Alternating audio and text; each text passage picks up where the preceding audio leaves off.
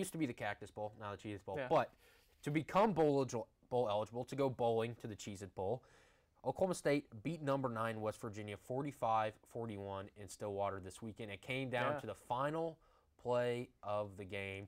Oklahoma State, for the third week in a row, has gone down to the very end, finally prevailed after 2 miserable weeks.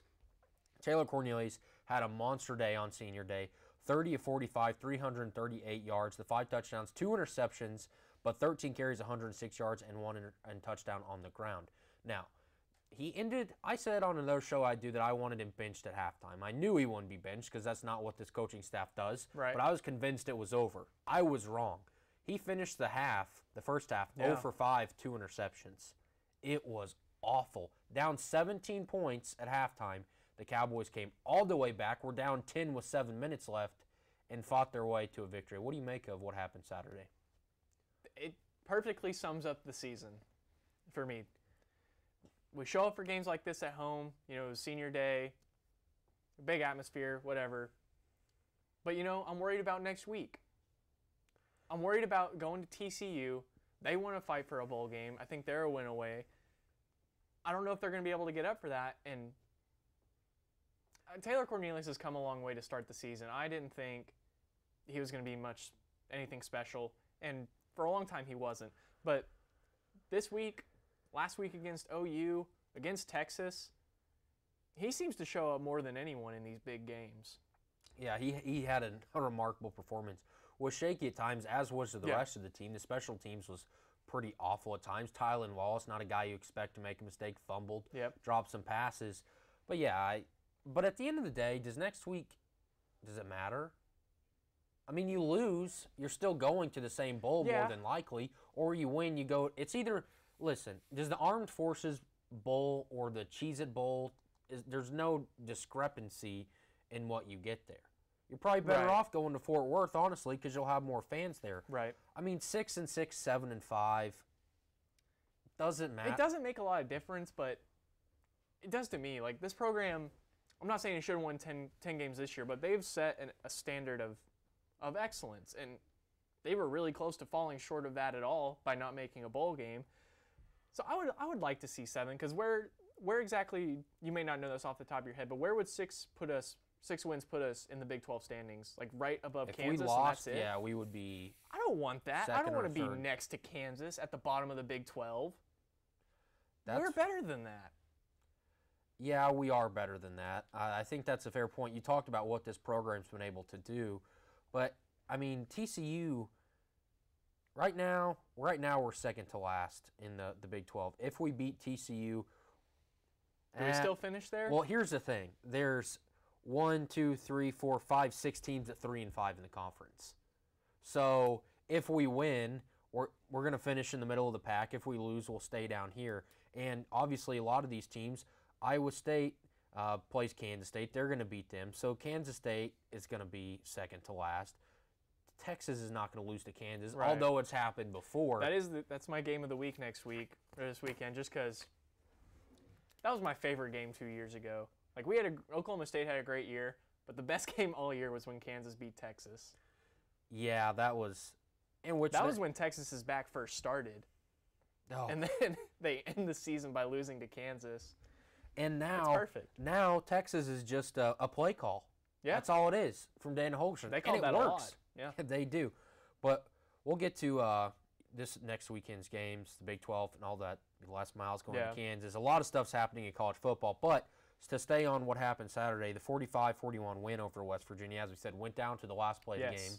Maybe that's what Oklahoma State should do. They're in these close games and they're in until the last play. They should just be on defense, because it seems whatever team's on offense can't score. Not at Baylor. That's true. That's true. Baylor, man.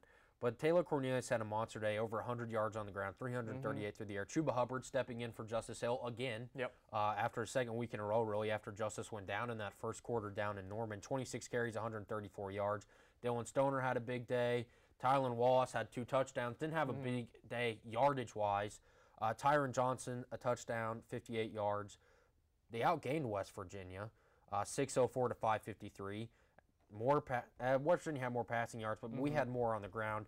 But the thing that I think is most impressive is The special teams was bad. Dylan Stoner turned Yeah. it over. But the 4 turnovers for Oklahoma State, 2 to 1 of West Virginia, and still found a way to beat the 9th-ranked team in the country. Yeah, that was something I was not expecting. If this Oklahoma State team loses the turnover battle, you would expect them to lose by multiple touchdowns because we've seen it all year. They can't make their own turnovers. They only had the one this game, and that's the first in.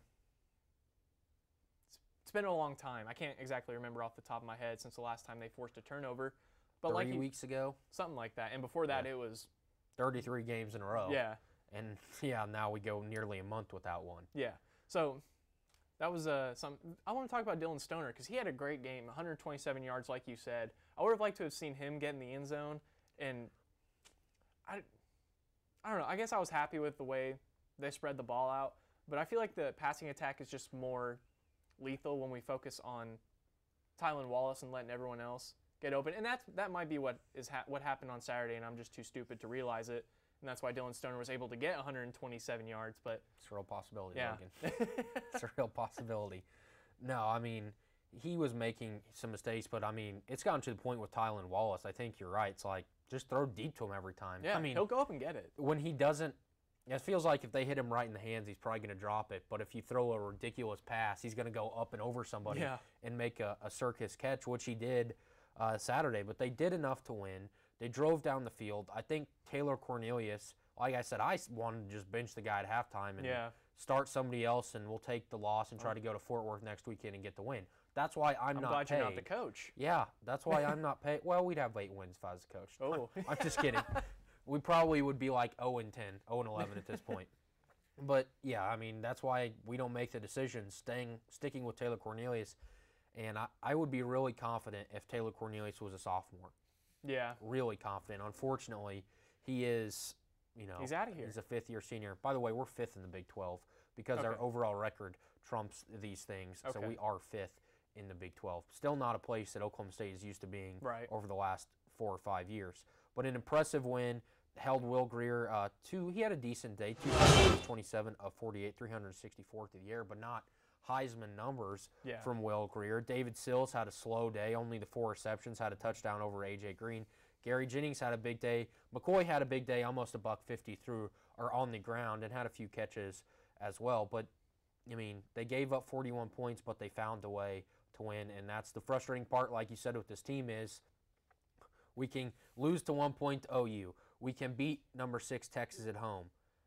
But, I mean, the performance in Lawrence, they won by 20, but it wasn't great. Texas Tech, we've learned is not a good football team. Kansas State, an awful football team. Iowa State, good but not great. And Baylor's bad. Yeah. I mean, Logan, I'm looking at this. Baylor easily could have won. OU should have won. There's 2 wins right there. Kansas State, they're better than that team. There's 3 wins right there. Yep.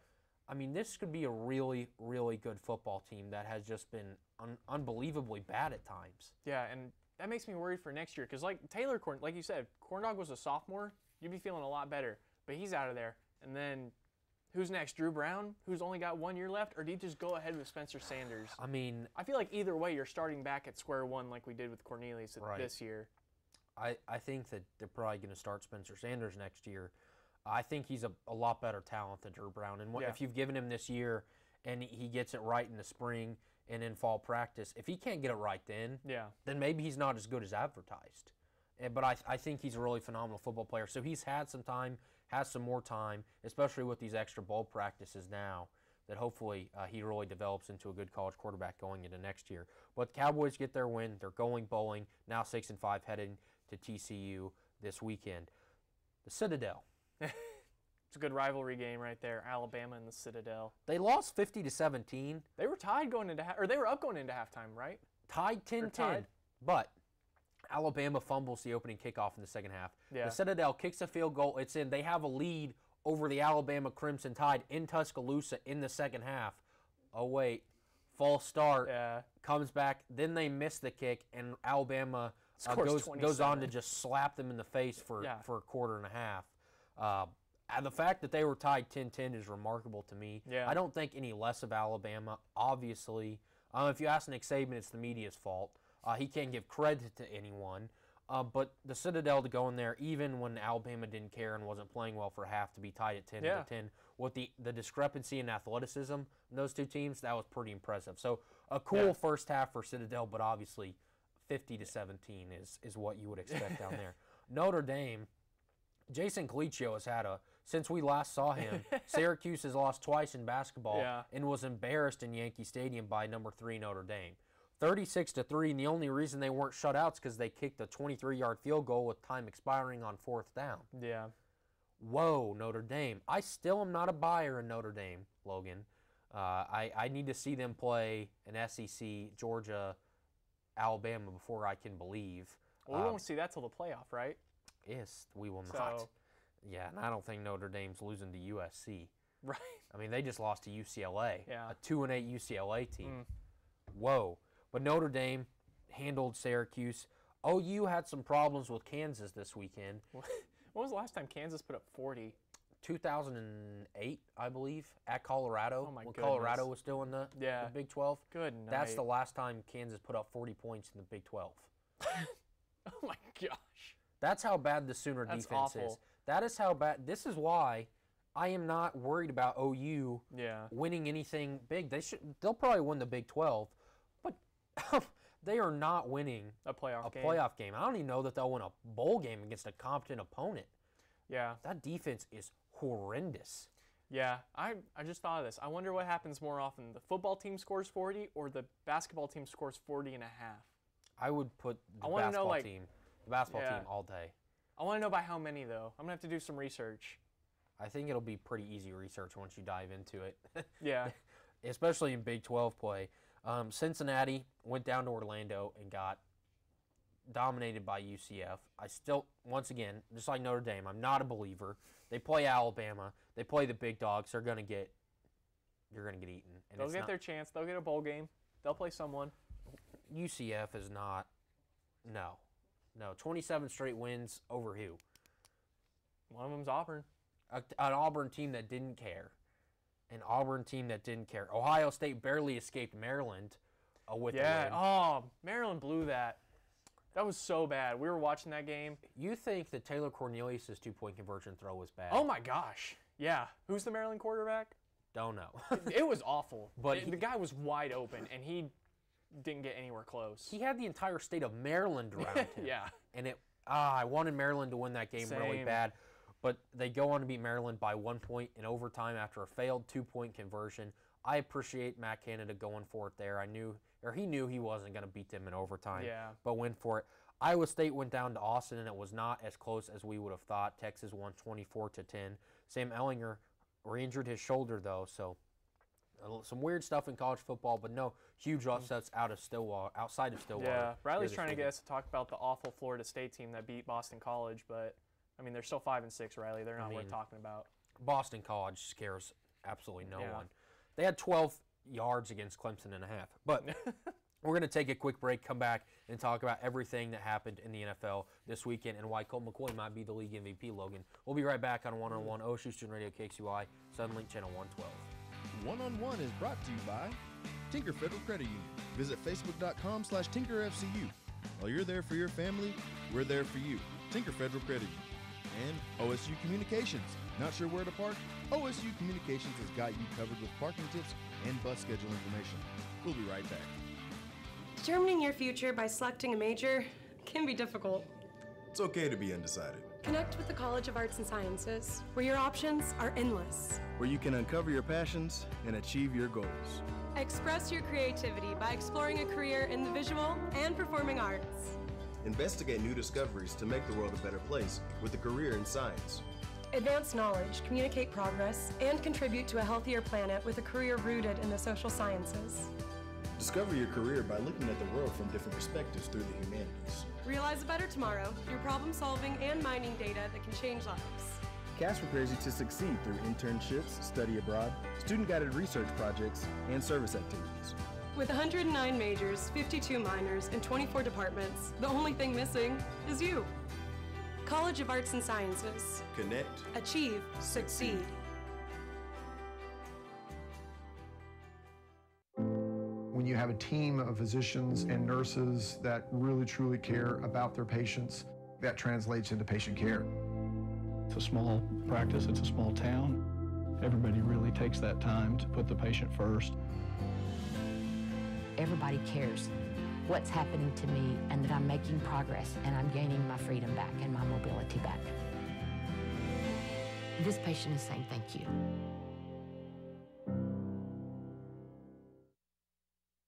This spring, I invite you to shop in downtown Stillwater. Downtown Stillwater is home to locally owned shops, boutiques, eateries, and dependable professionals that you can trust. Find the perfect gift for your graduate, have a delicious meal with mom, or just stop in to enjoy great spring savings. By creating a demand for local goods and services, you can ensure a place for the local businesses that help give our community character and keep it unique. On behalf of Downtown Stillwater, thank you for shopping local.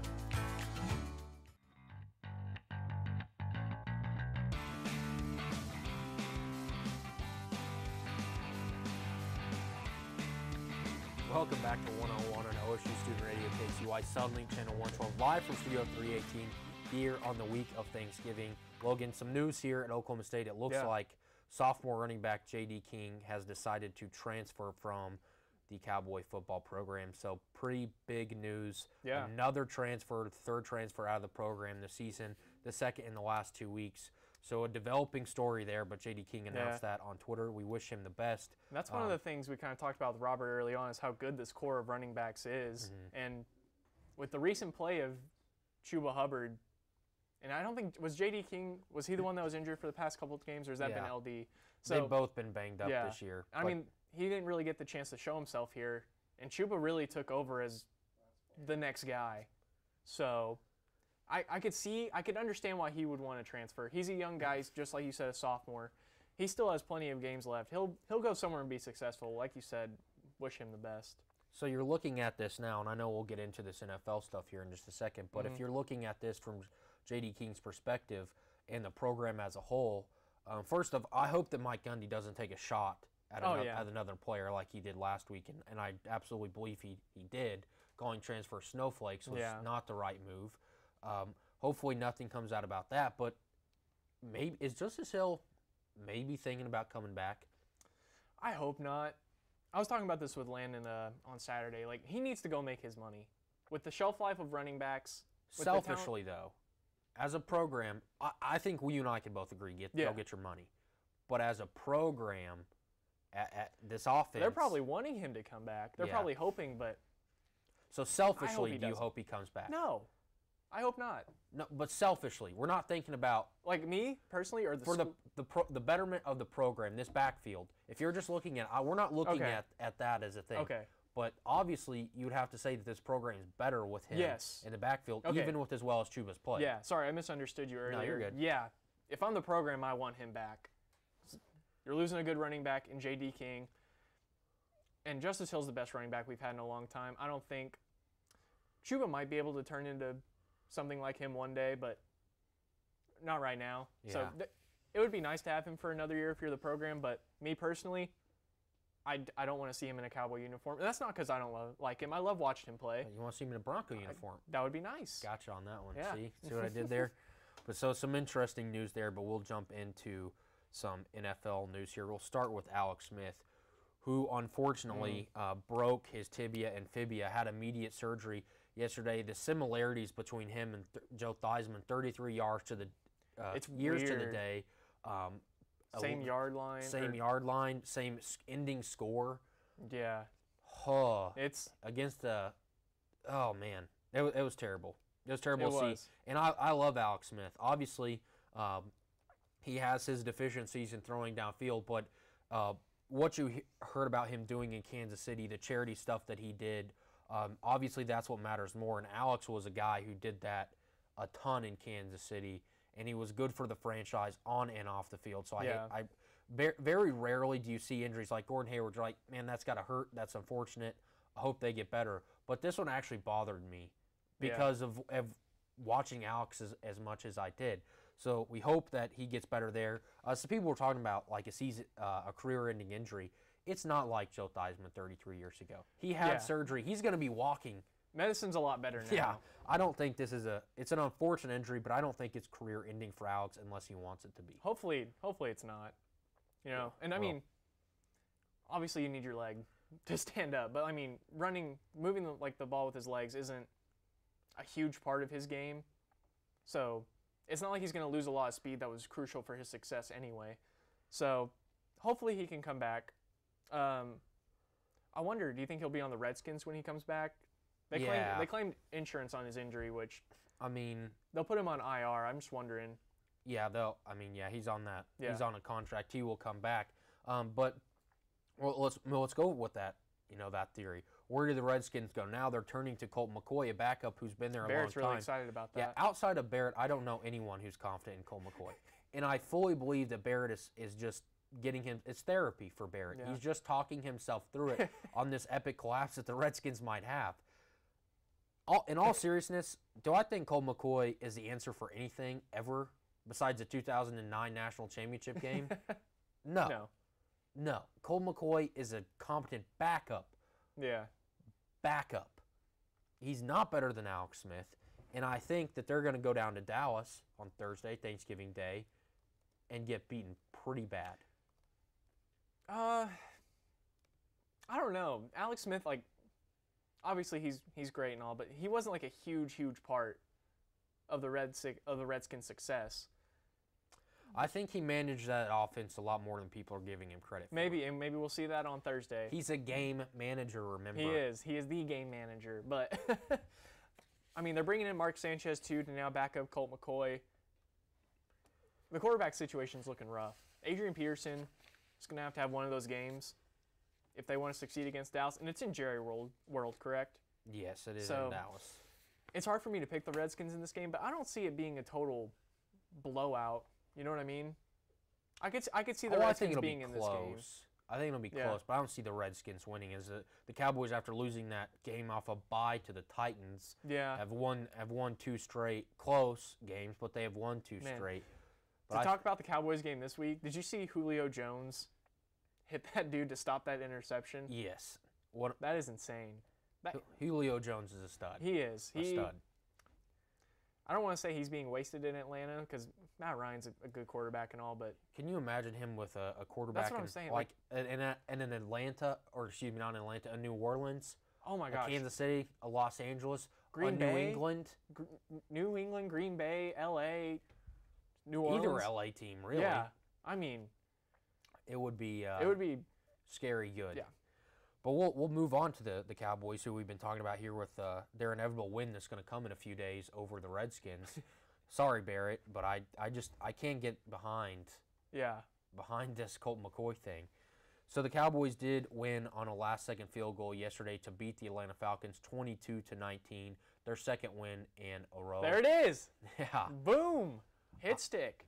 I think the Cowboys, like I said, I think they're going to win their third straight and be tied for the division lead. But the Falcons and the Cowboys are not teams that are going to go on to win the Super Bowl. No.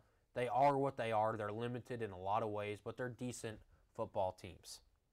So that was an interesting game there. The Panthers, we're talking about, it was just failed 2-point conversions everywhere in these last couple weeks.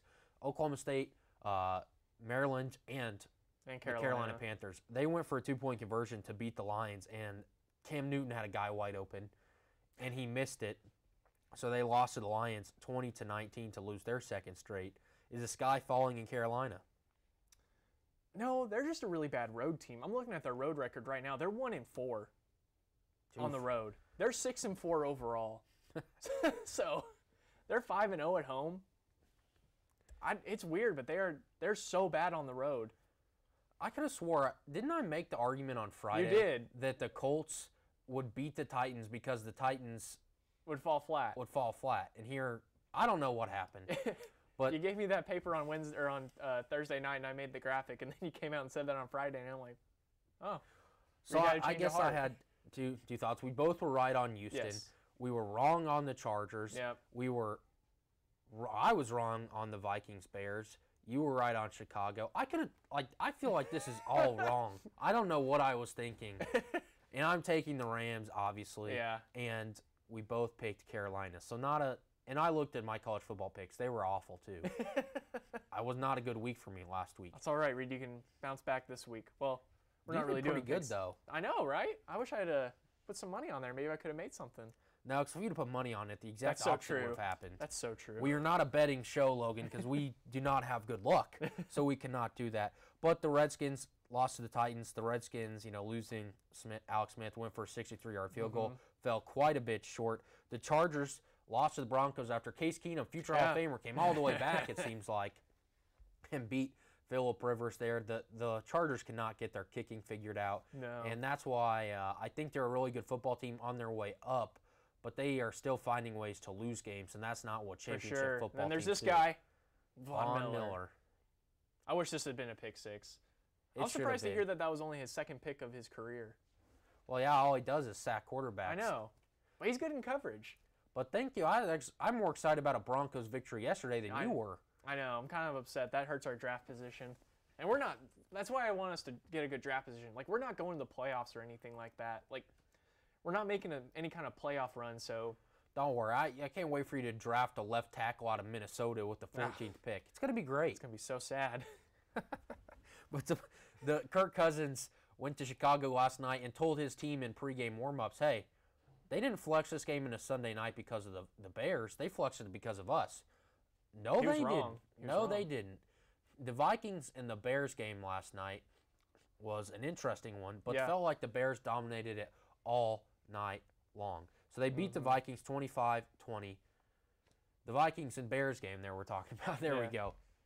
The Vikings lost by 5 points, scored late to make it a little bit closer than it was. But Mitch Trubisky in this offense is finding a way to make it work, and it's pretty fun to watch with him matched up with Khalil Mack. Yeah, for sure. What kind of run can you see them going on in the playoffs? I mean, I don't think they. Do you think they can win a game in the playoffs? Yeah, if they get in the wild card, they could beat. I mean, if you get matched up with Washington or Dallas, Chicago's far and away the better team there, but they're not going to go in. And not make any kind of big run or anything like that. I mean, they could if they keep winning like this, maybe get a first-round bye, maybe get to the NFC Championship game, but I don't think Chicago's a team that's going to win the Super Bowl this year. Yeah.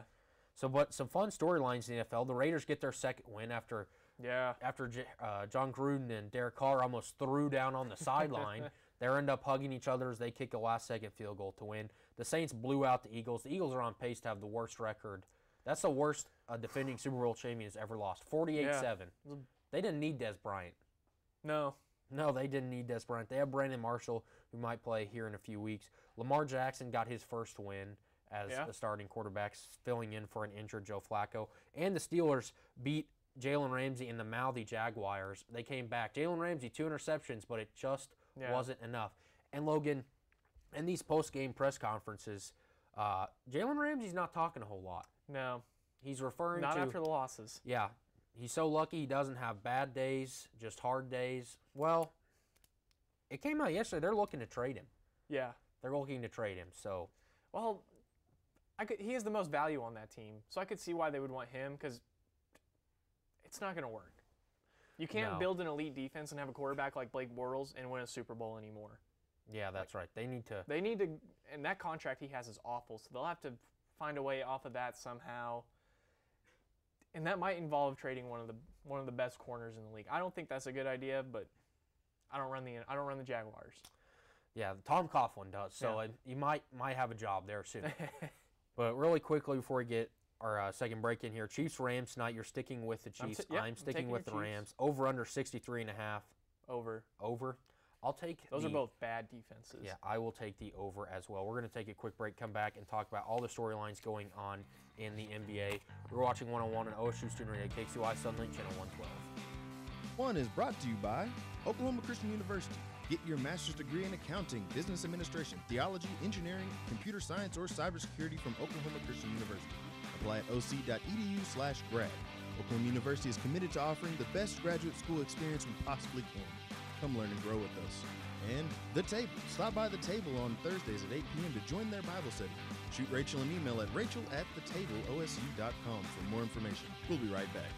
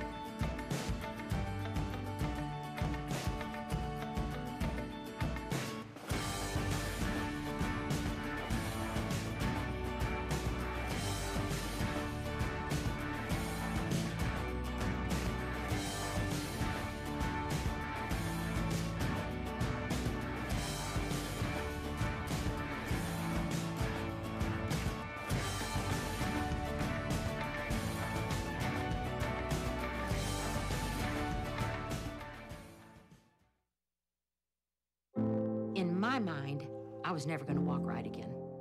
Before we were through, we had walked 23 steps.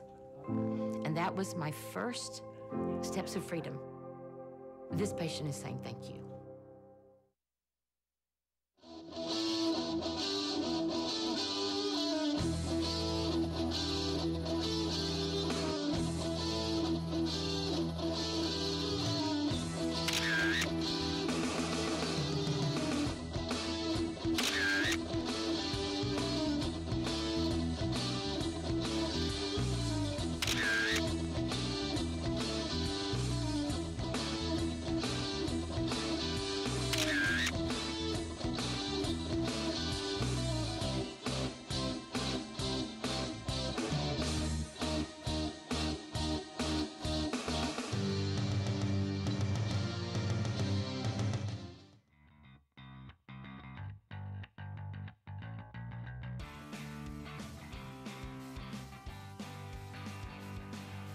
Welcome into 101 OSU Student Radio, KXUY Sunlink Channel 112, live from Studio 318 here on the beautiful campus of Oklahoma State University. We're getting into your favorite segment, again, which we're going to start getting more and more of as we get deeper into the basketball season. We're going to start throwing college basketball in here.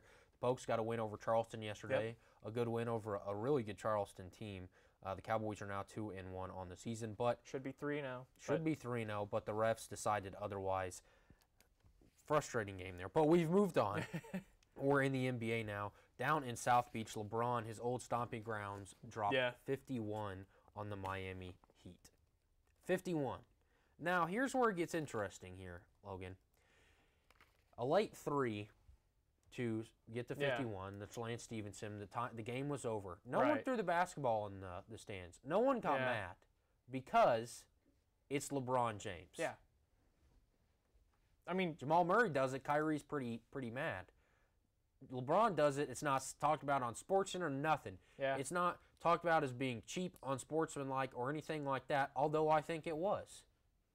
Yeah, I mean, get 50 the right way. If when Jamal Murray did it, it was unsportsmanlike, then it's unsportsmanlike here. But like you said, it's LeBron. No one's really going to make a big fuss about that. They'd rather make a fuss about his terrible free throw shooting this year. Or what people seem to be running with is this is James's first time beating or a win in Miami since he left Miami. It's not only that, it's the first win he's had against the team since like 2010. Yeah. He has struggled against the Heat since he left. He had no right going in with those uniforms and that floor and thinking, oh my gosh, and dropping 51. Those are easily the best. I wish I lived in Miami. I would go every night they had that court out there. They should just change that to their default, don't you think? Is that what you want somebody to get you for Christmas? Is that jersey? Yeah, I'll drop a hint. I wouldn't mind a Dwayne Wade Miami Heat, Miami Vice jersey. How much do those cost, by the way? Those are way too much. I think they're $120. That's insane. Yikes. But yeah, if Santa's out there listening, bring you a Dwayne Wade. Yeah. Probably get you Kelly Olynyk. Miami Vice jersey is what would end up happening. You look good. I'd probably wear it. I'm not gonna lie. I'd probably wear it. I might tape up the name on the back. Let me see what Kelly Olynyk's number is. Maybe I can tape it up and maybe just make it look like a Dwayne Wade jersey. You can't take that name off the back though. But LeBron does drop 51. He wears number 9. In a return to Miami, 51 points there in a 113-97 win over the Miami Heat. After the game, Eric Spoelstra said that Luke Walton was the perfect guy to coach LeBron. Are you in on that comment? Because I'm not. Maybe he is the perfect guy. Because what does LeBron James like to do? Coach his own team. He likes to coach. And, I don't see Luke as the kind of confrontational guy that's going to try and take the team back from him. You know what I mean? Yeah. So maybe he is. Maybe what he means by that is he's a good basketball mind that'll also let LeBron James call the shots. It's a possibility. That might be the perfect kind of guy to coach LeBron. You're right in the sentiment that LeBron maybe needs a guy like this, but it's just so weird that they were in the same draft class. Yeah. That Luke Walton could never guard LeBron, and there's not a lot of people that could.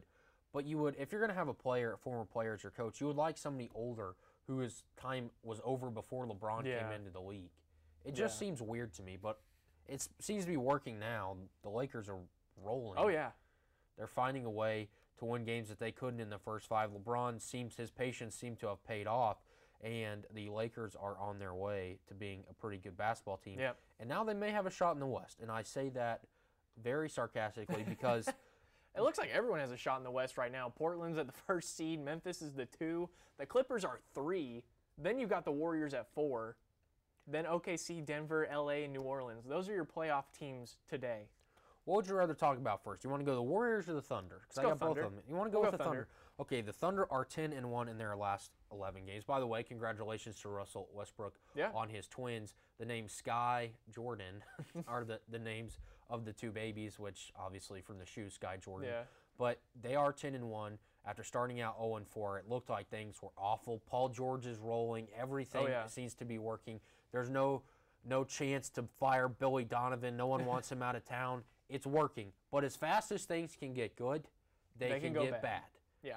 Do you see them getting – no, I'm talking – obviously the Thunder are going to go on a losing streak at some point this season. It may not ever be more than 2, but it's going to happen. They're going to lose a back-to-back at some point in the rest of the season.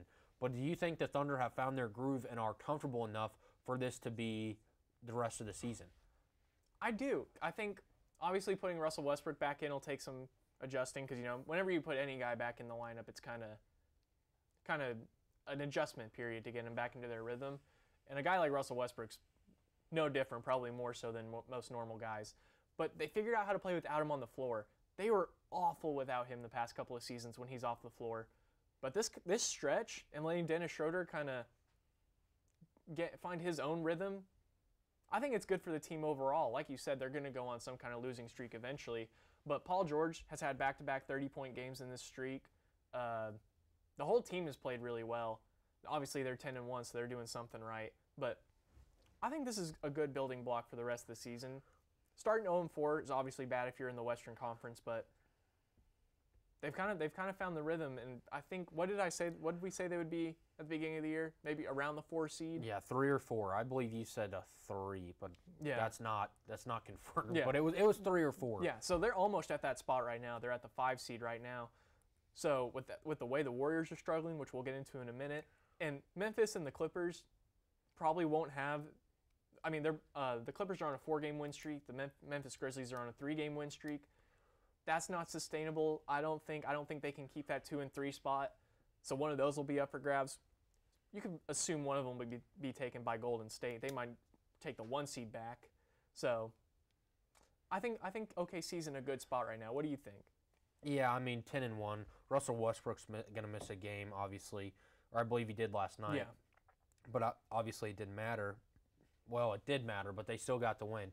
Yeah, I think now Paul George, Billy Donovan, Dennis Schroeder, it just wasn't clicking. Yeah. They were never awful, but it felt uncomfortable. Yeah. It just didn't feel like it was the right fit. Now it feels like the right fit. Yeah. So I think the Thunder are going to be really good. I don't think they have a real shot at winning the Western Conference. Yeah. But they're always out to prove me wrong. So, I've been proved wrong many times by my comments on this show. So I think the Thunder are in a very good position, 10-5. But a lot of basketball left to be played, but a good feeling there in the Chesapeake Arena. So the Warriors do not have a good feeling right now. Right. They're 2-5 in their last 7 games. Draymond's calling Kevin Durant some expletives. Yeah. It's just not going well. They went to San Antonio last night and got whooped. Yeah. I'm just waiting for it. It's kind of like the New England Patriots at times. They're 2-2 and the sky's always falling. Yeah. I don't know that the Warriors have had a problem like this with this great run that they've had. But Steph's out. As soon as Steph gets back on the floor, I think this is going to all be fixed. I agree.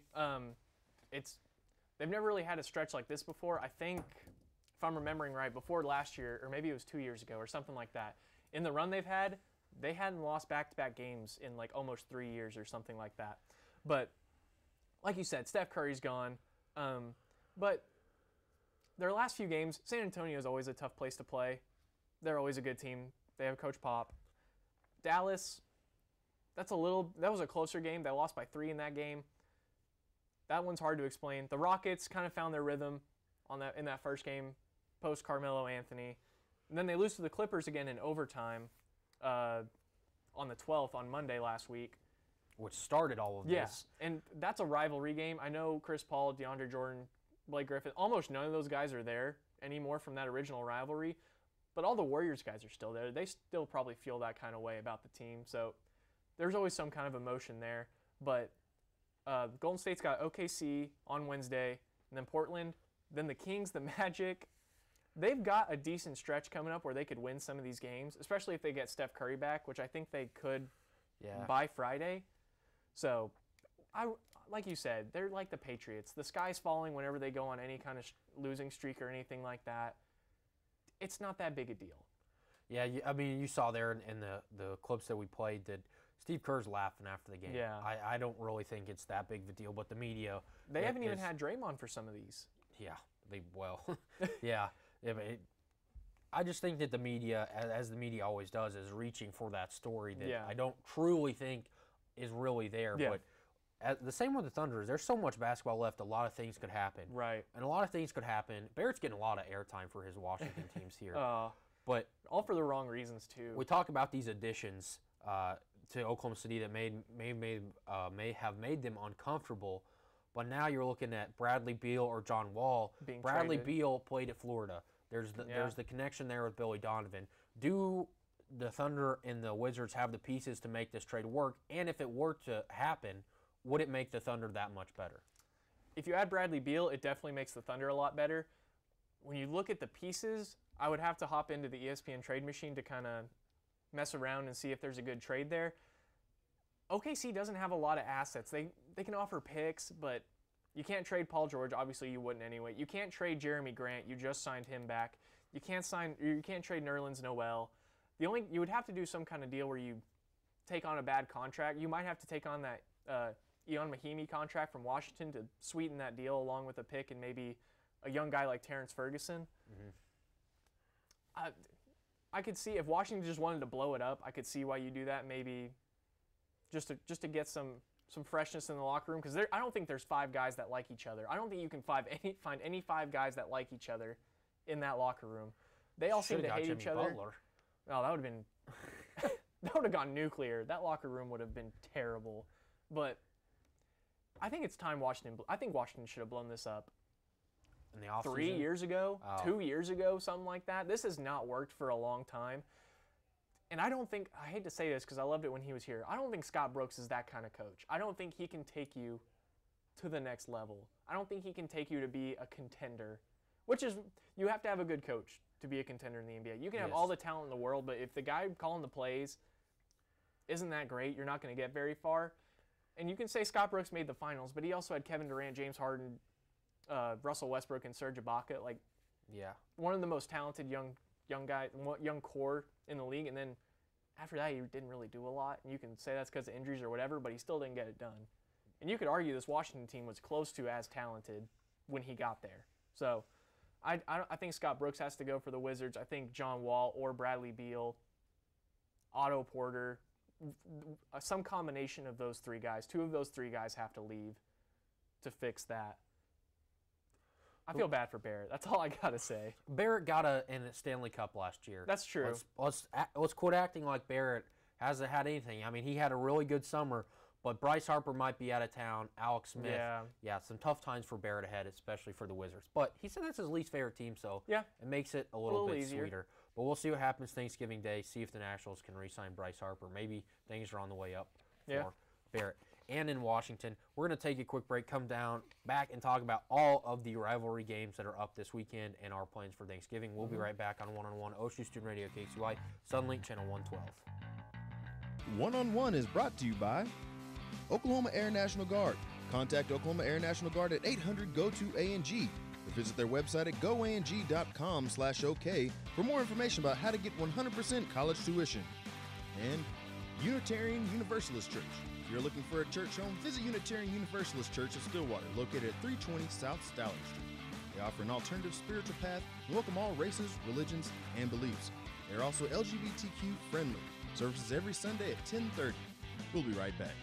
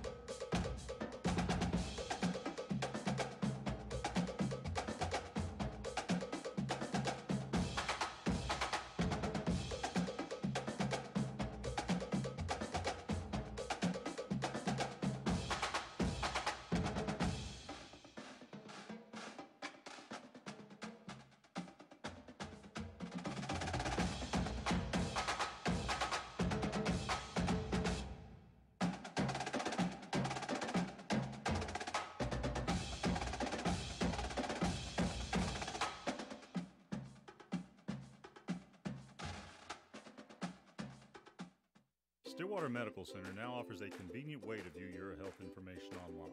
It's secure, easy, and free. Our hospital and clinic patient portals allow you to view results and reports, medications and allergies, track visit histories, view upcoming appointment information, and see your statements.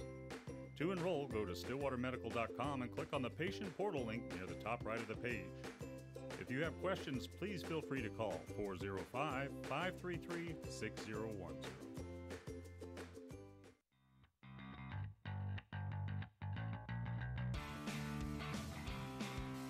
Welcome back to One-on-One on OSU Student Radio KQI Southern Channel 112, live from Studio 318 here at Oklahoma State. You saw there Tyler Wallace going in for that winning touchdown, but the Cowboys do have one more game left on the regular season schedule. Yep.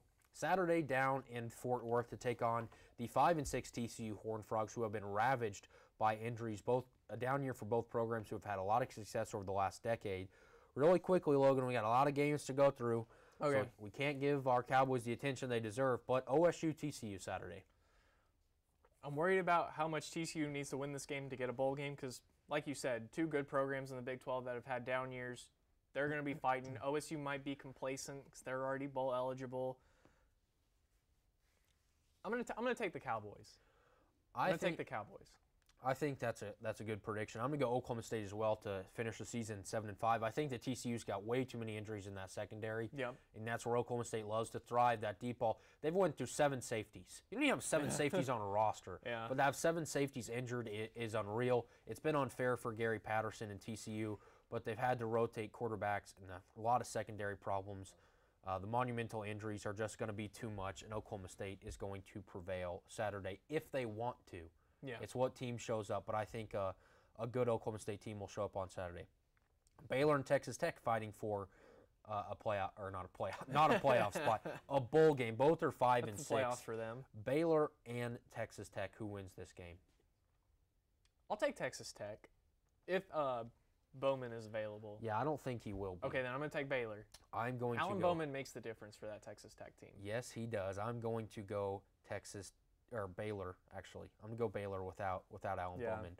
So an interesting game there to fight for bowl eligibility. All right, OU and West Virginia. They were ranked 6 and 9. Obviously, West Virginia is going to fall in this college football playoff on Tuesday. I don't expect OU to move up. No one ahead of them lost. Yeah. So the Sooners traveling to Morgantown, still trying to fight for a trip to Arlington to play in this Big 12 championship game. And we could spend an hour trying to sort out this scenarios here. Yeah. Who wins that game in Morgantown? Well, like we've said on the show, OU's defense is atrocious, and West Virginia's was supposed to be one of the best in the Big 12, but they gave up, 45 to us? Yes, 45, 600 yards of offense. That's in Boone Pickens Stadium, and this isn't a bad Oklahoma State team. They're down, but they're not. This offense is not without playmakers, obviously. Tylen Wallace, Justice Hill, Chuba Hubbard has turned into a playmaker. I think OU's defense just can't stop West Virginia at all. I would imagine West Virginia gets some kind of points on the board every single drive, so I'm going to take West Virginia. I'm going to take OU because as bad as their defense is, they win these games. That's true. They win the big games outside of, it seems like, Texas. OU just wins these games. Yeah. Like, their defense is give up 40 to OU at home, or to Kansas at home. That's ridiculous. Absolutely unacceptable.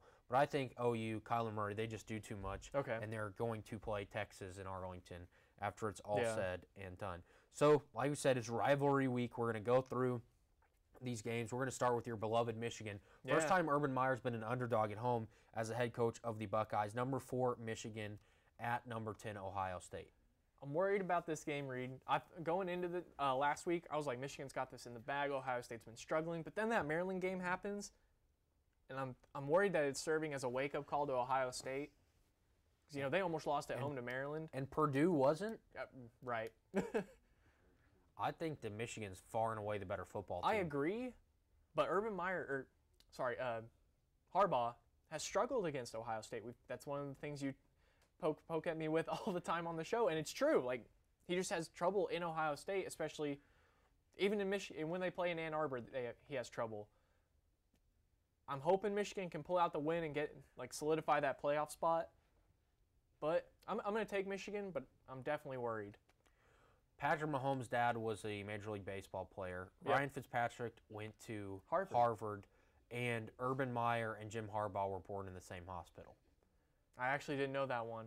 That's what we hear all the time. I didn't know that one. So I'm going to take Michigan to win this game. I think Ohio State's just struggled with the easy concept things. There's always a chance in a rivalry game like this, but I'm going to take the Wolverines. Down in the Iron Bowl, not as exciting as it was last year when Auburn prevailed, but I'm going to take Alabama in this Iron Bowl because, they're just that good. It's a smart pick. Auburn is not what they were last year. They're pretty close to awful this year. I'm going to take Alabama as well. They're 24.5-point favorites. I doubt they cover because they hardly cover, but they're going to win by more than 2 touchdowns, I feel like. Yeah, I think they will cover easy. It's in Tuscaloosa. Yeah. The stadium will be packed. It's a game that Alabama, they're so much better than Auburn this year, and it's not even close. It seems like Auburn will win one, it'll be close, and then Alabama blows them out for a couple of years, and then Gus Malzahn and the Tigers rebound, and they're on their way down after a big year last year. I think Alabama destroys Auburn on Saturday in the Iron Bowl, 2:30 game.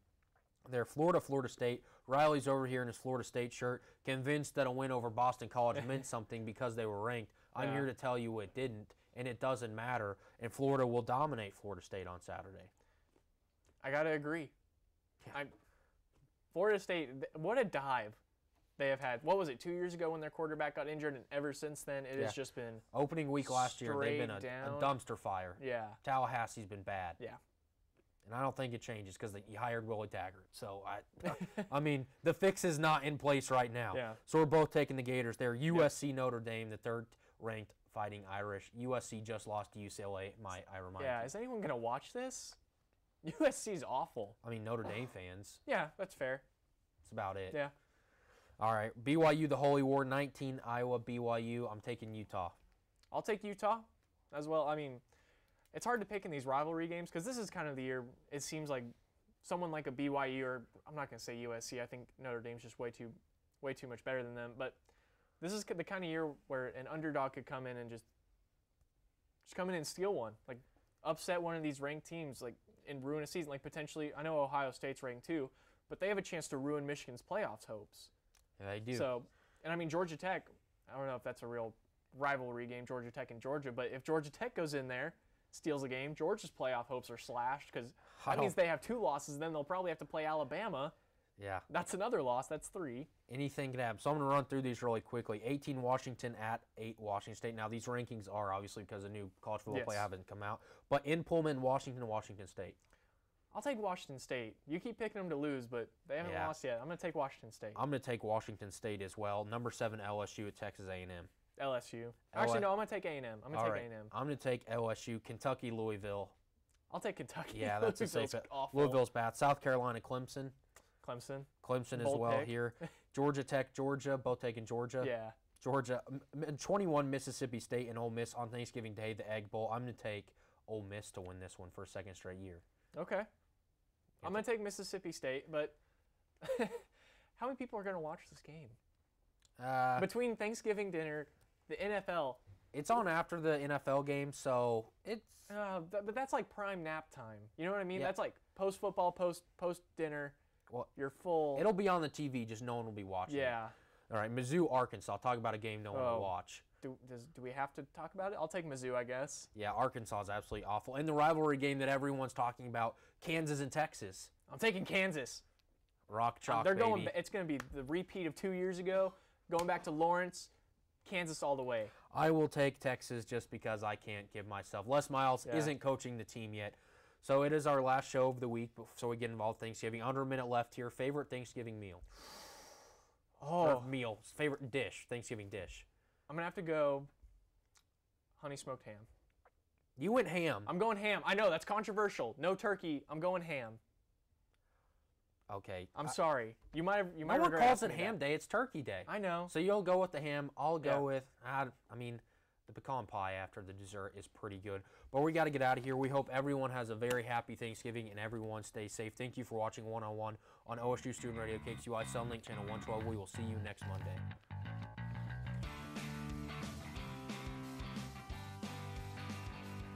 Determining your future by selecting a major can be difficult. It's okay to be undecided. Connect with the College of Arts and Sciences, where your options are endless. Where you can uncover your passions and achieve your goals.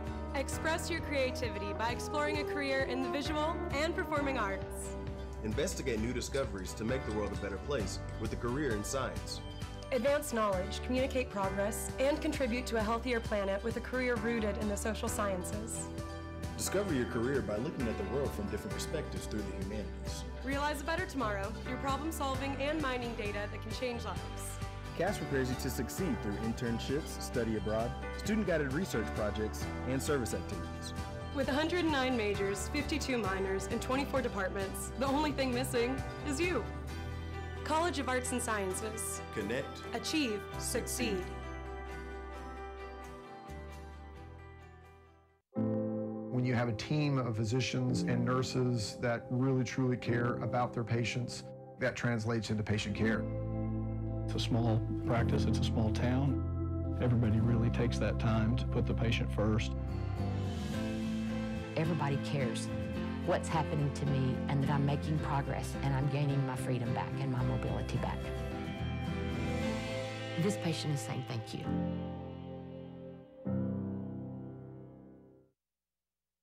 This spring, I invite you to shop in downtown Stillwater. Downtown Stillwater is home to locally owned shops, boutiques, eateries, and dependable professionals that you can trust. Find the perfect gift for your graduate, have a delicious meal with mom, or just stop in to enjoy great spring savings. By creating a demand for local goods and services, you can ensure a place for the local businesses that help give our community character and keep it unique. On behalf of Downtown Stillwater, thank you for shopping local.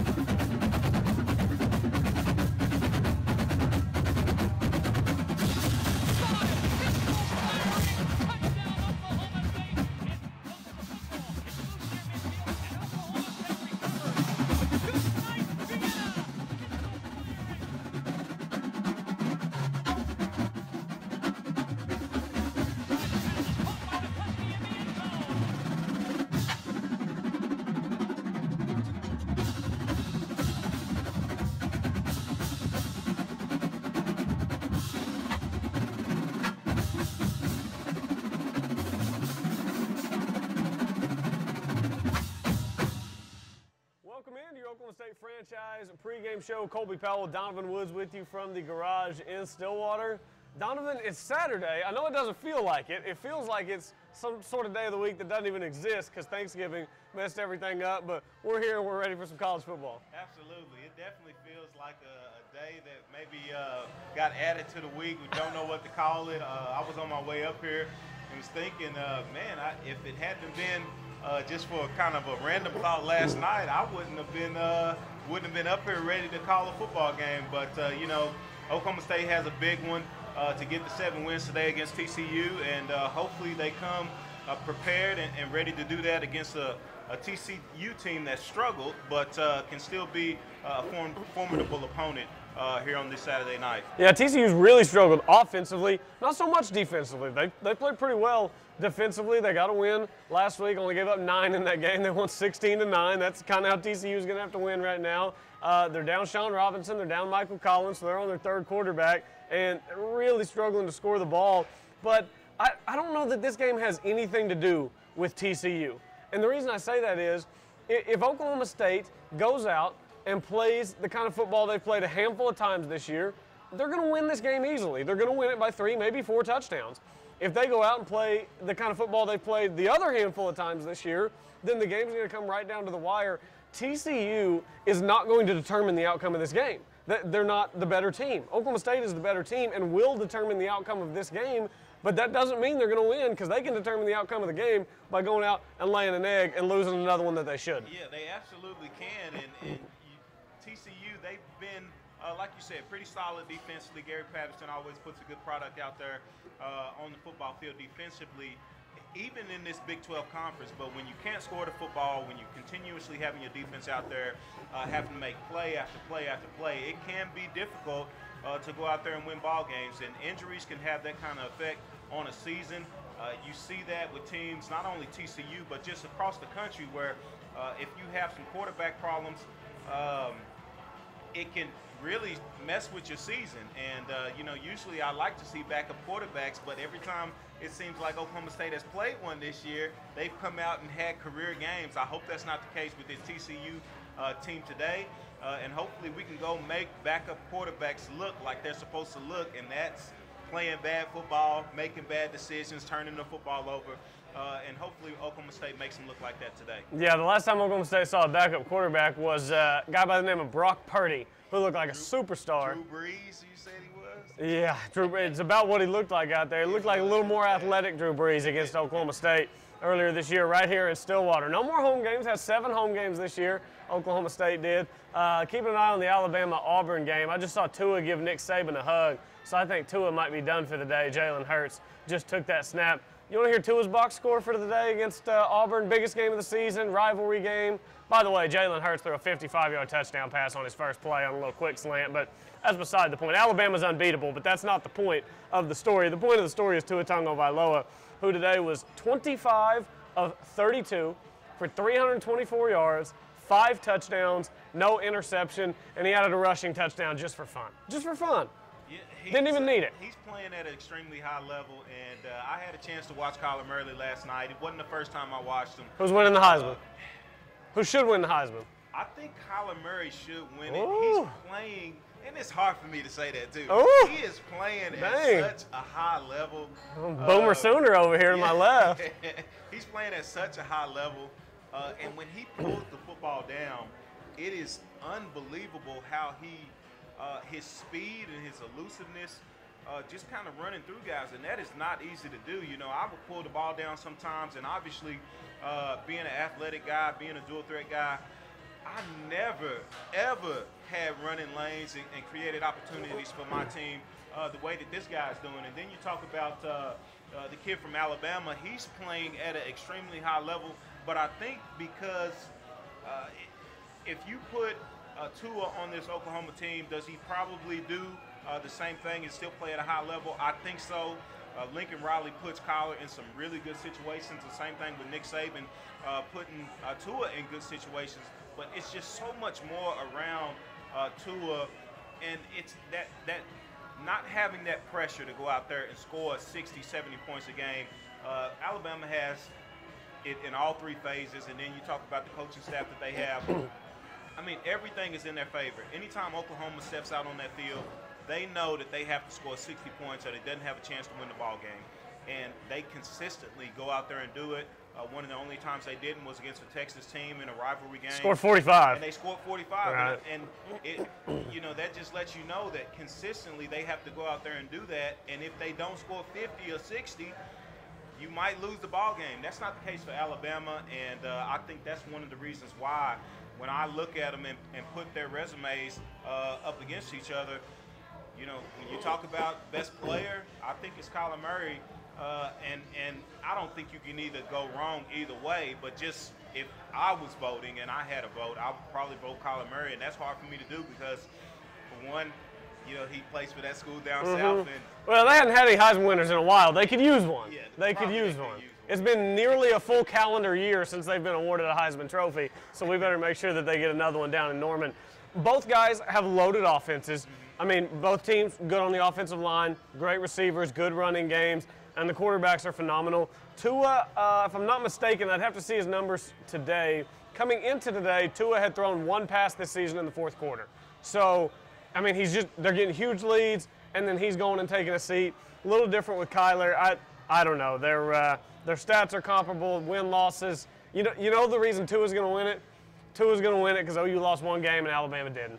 That's my prediction. Yeah. They usually give it to the best player on the best team. And I don't think that's necessarily wrong. You know, with you giving that stat about Alabama playing, obviously they're better than everybody. They're beating up on this Auburn team, who's a good football team. You know, they've lost 4 games, but you know, Auburn is a really good football team. It's a rivalry game. It's a rivalry game, and then you know they'll probably go up against and play Georgia in the SEC championship. Next Saturday they've got Georgia. It'll be an afternoon game, probably 3 o'clock. You know, I wonder, because Alabama has been in so many games where they've just been so much better.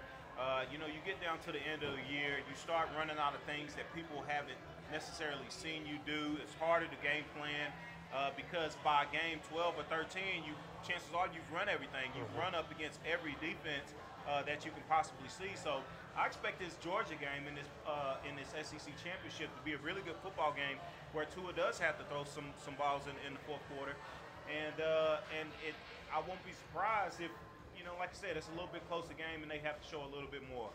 So. Yeah, we'll see. We'll see. I'm looking forward to that game next week. OU Texas is next week. So, and we were talking about this before we came on the air. The Oklahoma State game today, it's just much less nerve-wracking than it would be had Oklahoma State lost a week ago. Because you lose to West Virginia, you come in at 5-6.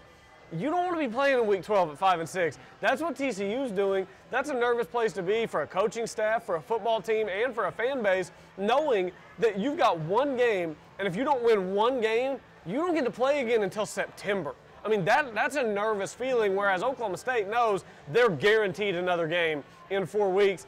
I think that takes some of the pressure off of Oklahoma State. It's just a matter of whether TCU uses it as fuel or folds under the pressure of needing to win this game in order to extend its season. Yeah, they definitely need it, and it would definitely help them, just like it would help every team in the country to have 15 additional practices preparing for that bowl game. But, you know, anytime you have the expectation of being a Big 12 or title contending team in your conference, and then you only win 5 games, you're sitting here, it can be a little, hopefully those seniors have some pride for the TCU fans and can go out there and give a good performance. But I bet it's some of those guys down in there that are Horned Frogs that want to go ahead and pack it in and get ready for you know, whatever's next for them after not going to a bowl game. But it's going to be an interesting game.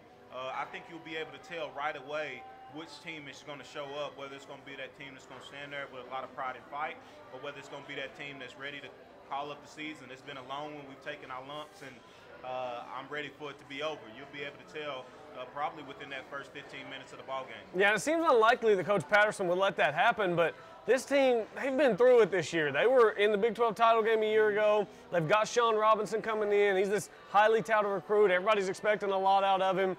Doesn't go well. They end up bringing in Michael Collins against Oklahoma, and then Kevontae Turpin gets kicked off the team after he got arrested. He was their best playmaker by far. I mean, he's the only reason they put any points on the board against OU, an OU defense that's now given up 40 in a row. OU's given up about 180 points the last 4 weeks. It's amazing that they've and been TCU put 24 on them. To consistently win as up and down, well, not really up, just as medium and as down as that defense has been. But that just goes to show you, you know, they obviously have a winning mentality and a great offense. I saw a crazy stat. I think it was, don't hold me on the timetable, I think it was since Baker got to OU, would have been these last 4 seasons, teams in college football who have given up 40 points win about 20% of the time. OU wins about 80% of the time whenever they give up 40 points. They are a more talented Texas Tech. That's what they are. They give up a ton and they score a ton. Now, Tech gives up a ton and scores a ton. They just give up a little more than they score. OU just scores a little more than they give up. They just find ways to win. The difference is you've had basically 2 Heisman caliber players at quarterback. That's the difference. That's the difference. At Texas Tech, if you got a guy that's a draftable guy. Even with Mahomes, though, they were winning, what, 8? They were winning 8 with Mahomes because they're just not as good everywhere else. Exactly. But when you can have that type of athlete that they get at Oklahoma, you know, they've been still recruiting good guys and guys that are there on defense and offense. But then when you can throw in that guy that's playing at a Heisman-type level at the quarterback position, you can do some special things, and they've been able to sustain that because they've had that type of play at quarterback. Yeah, absolutely. That's Donovan Woods. I'm Colby Powell. This is your Oklahoma State franchise pregame show right here on Cox. And another thing I've noticed, Donovan, is I watched OU West Virginia last night, and then today I watched Michigan, Ohio State, and Alabama, Auburn. These guys hit so much harder. Running back on 3rd and 1 just hit the hole, and a linebacker put his shoulder right in his chest and knocked, his feet came up in the air. They are hitting so much harder. I understand OU's outscoring people, and quite frankly, if Alabama beats Georgia, I think OU belongs in the playoff. But Big 12 fans can't get mad when people love the SEC and the way they play physical football, because it is different. It's different watching Alabama and Georgia and Auburn and LSU. It's different watching those guys hit than it is watching these pillow fights in the Big 12. Pillow fights, extra down in the pillow, extra fluffy. I'll give you an example. When we ran goal line situations at Oklahoma State, Coach Gundy would put the ball at the 2-yard line. It was so hard for us defensively to keep the offense out of the end zone.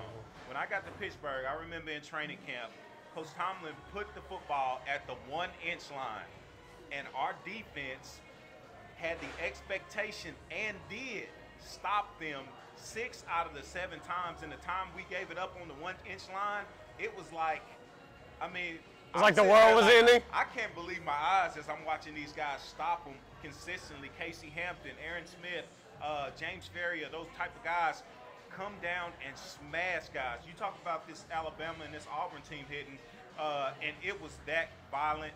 And, quite frankly, like you said, this pillow fights in the Big 12 is different. This is just different. It's just different. We're going to take a break. We'll come back on the other side. Continue to preview Oklahoma State and TCU. We'll talk about the Big 12 championship game coming up next week.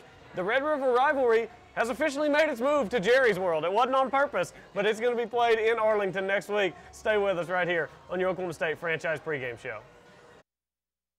107.7, the franchise pregame and postgame show, brought to you by The Table. Stop by The Table on Thursdays at 8 p.m. to join their Bible study. Shoot Rachel an email at rachel@thetableosu.com for more information.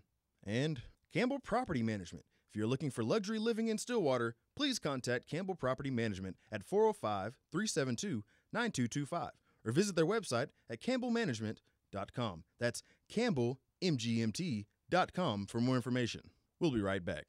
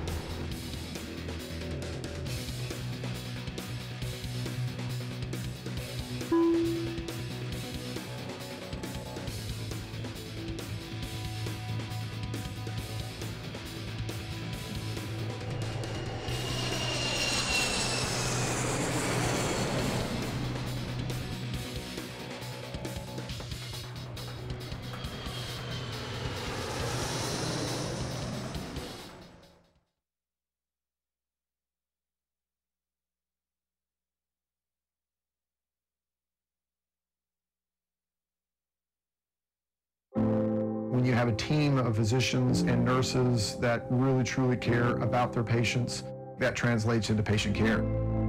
It's a small practice, it's a small town. Everybody really takes that time to put the patient first. Everybody cares. what's happening to me and that I'm making progress and I'm gaining my freedom back and my mobility back. This patient is saying thank you.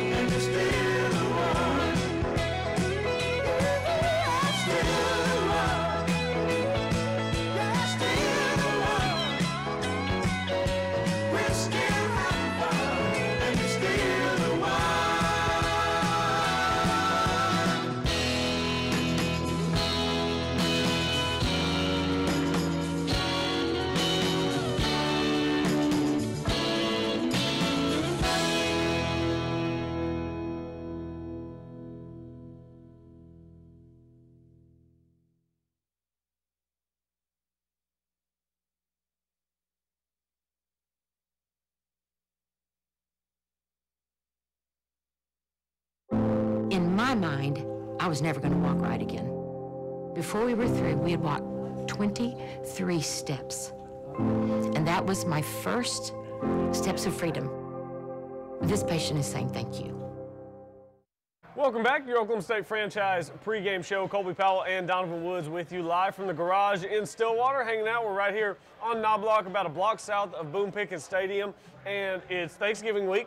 It's a road game, so the students are not here for the most part. So come down and enjoy a rather reserved garage on a Saturday night. Great place to watch the game. Watched Bedlam here a couple weeks ago. Donovan wasn't here, but that was crazy the day Bedlam was here. This place was packed. People were yelling. It was absolutely crazy. I don't know if it's going to be quite like that tonight against TCU, but it'll still be a good place to check it out. TCU, like we said, reeling coming into this one. And Oklahoma State coming off its biggest win of the season, yes?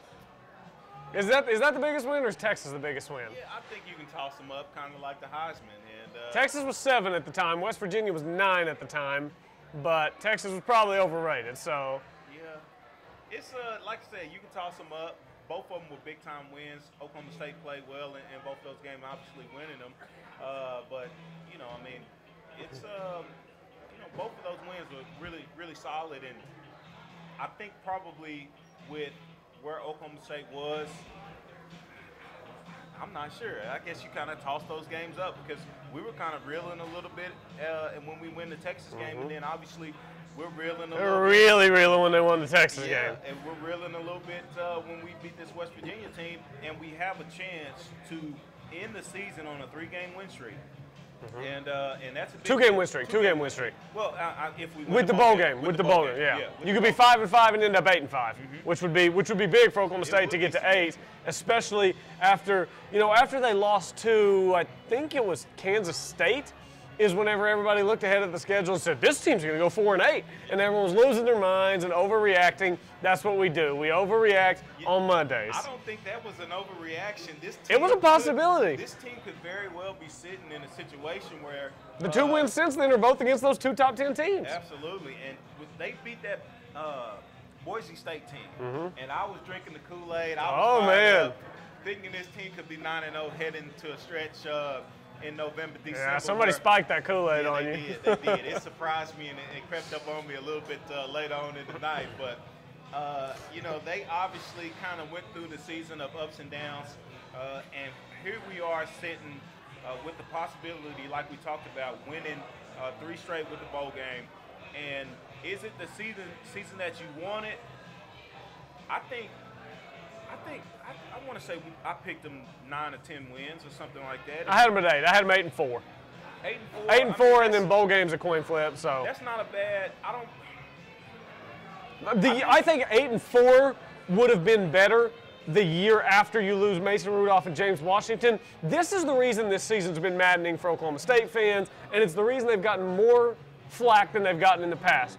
Oklahoma State can compete with any team in the Big 12. We've seen it. The 2 teams that are going to be in Arlington next Saturday are Texas and OU. You beat Texas, lost OU by a point on the road because you didn't get your 2-point conversion. You beat West Virginia, who was playing last night to get into the Big 12 title game. Oklahoma State this year, 3-2 against ranked opponents, 3-3 against unranked opponents, and that includes Missouri State and South Alabama. So if you throw Missouri State and South Alabama out, this team's 1-3 against unranked opponents, and that's why they've caught so much flack, because they've just laid eggs against teams that they've got no business losing to. Yeah, and you know, both of those teams, I think, you know, Purdy comes in with Iowa State, yep. And then Bowman. Those were definitely, if you take, those were games that Oklahoma State was supposed to win, and I think that's kind of saying it. I think everybody kind of realized that, but. And also, you lose those games at home. That was, I mean, not the Kansas State one, but the Iowa State one and Texas Tech. You lose those at home, and you lose them like it seemed like you would never end them. I was watching those games and thinking, after Boise State, this team could be 9-0 heading into that big stretch. But after seeing them, it's like, man, it's a wonder we even won any game. It's a wonder they're at 6-5 right now. It's amazing. But after watching them in Manhattan and Waco, and then against Texas Tech, those are the 3. Against Kansas State, man. If you only showed someone hadn't watched any college football all season, and you only showed them those 3 games, and you asked them, how many games would Oklahoma State win in this season? And we told them that you're going to play South Alabama, Missouri State, they would have said 3. They'd have said South Alabama, Missouri State, and Kansas. That's it. That's it. And they've gotten to 6. I would have been right there, but, you know, obviously they righted the ship. They come up against big performances against Texas, against Kansas State. Not Kansas State. Kansas State, I'm sorry. West Virginia. West Virginia. And they played well against Oklahoma. Let's give them credit. Yeah. Oklahoma's probably going to be in the college football playoff again, and they nearly beat them on their home field. Yeah, and it's hard to win down in Norman. Not a lot of teams that went down there and done that. But, you know, credit to them for continuing to fight, right the ship, go in there, have some tough conversations, because I know anytime that you lose ball games like that, the way that you lose those games, when you come back on that Sunday or that Monday, it is not fun. It's a lot of ripping, a lot of screaming, a lot of nose to nose when you lose games like that, because quite frankly, guys' livelihoods are on the line who are coaching you. And when you start losing, they say that crap rolls downhill. So Coach Gundy is coming in there, getting on those guys, and it's rolling downhill. And I can remember being coached extremely hard on a loss. I can remember Rashawn coaching us hard on losses when I coached over at John Marshall. Mm-hmm. Losses are not fun. And, you know, obviously those guys went in there, took that coaching, and came out with better performances against some of those better teams. And it was much needed because, quite frankly, if you don't have those type of performances against a West Virginia, against a Texas, you know, there's probably some heads that's going to be rolling if we only win 3 games. Some changes have to be made, but I don't know if that'll happen, and it probably shouldn't happen because they've shown up and did some of the things that we expected them to do in the first place. Yeah, anytime the bowl streak is in jeopardy, that's not a good situation at Oklahoma State. Somebody got to lose the head. Yeah, this is no longer a program that fights for bowl games. It's just not. Once you've made a bowl game 15 years in a row, you're not fighting for. I don't think it's 15. I think it's 13 straight this year, I believe. 06 is when it started. 05 was Gundy's first season, and it was the last season that Oklahoma State didn't make a bowl game.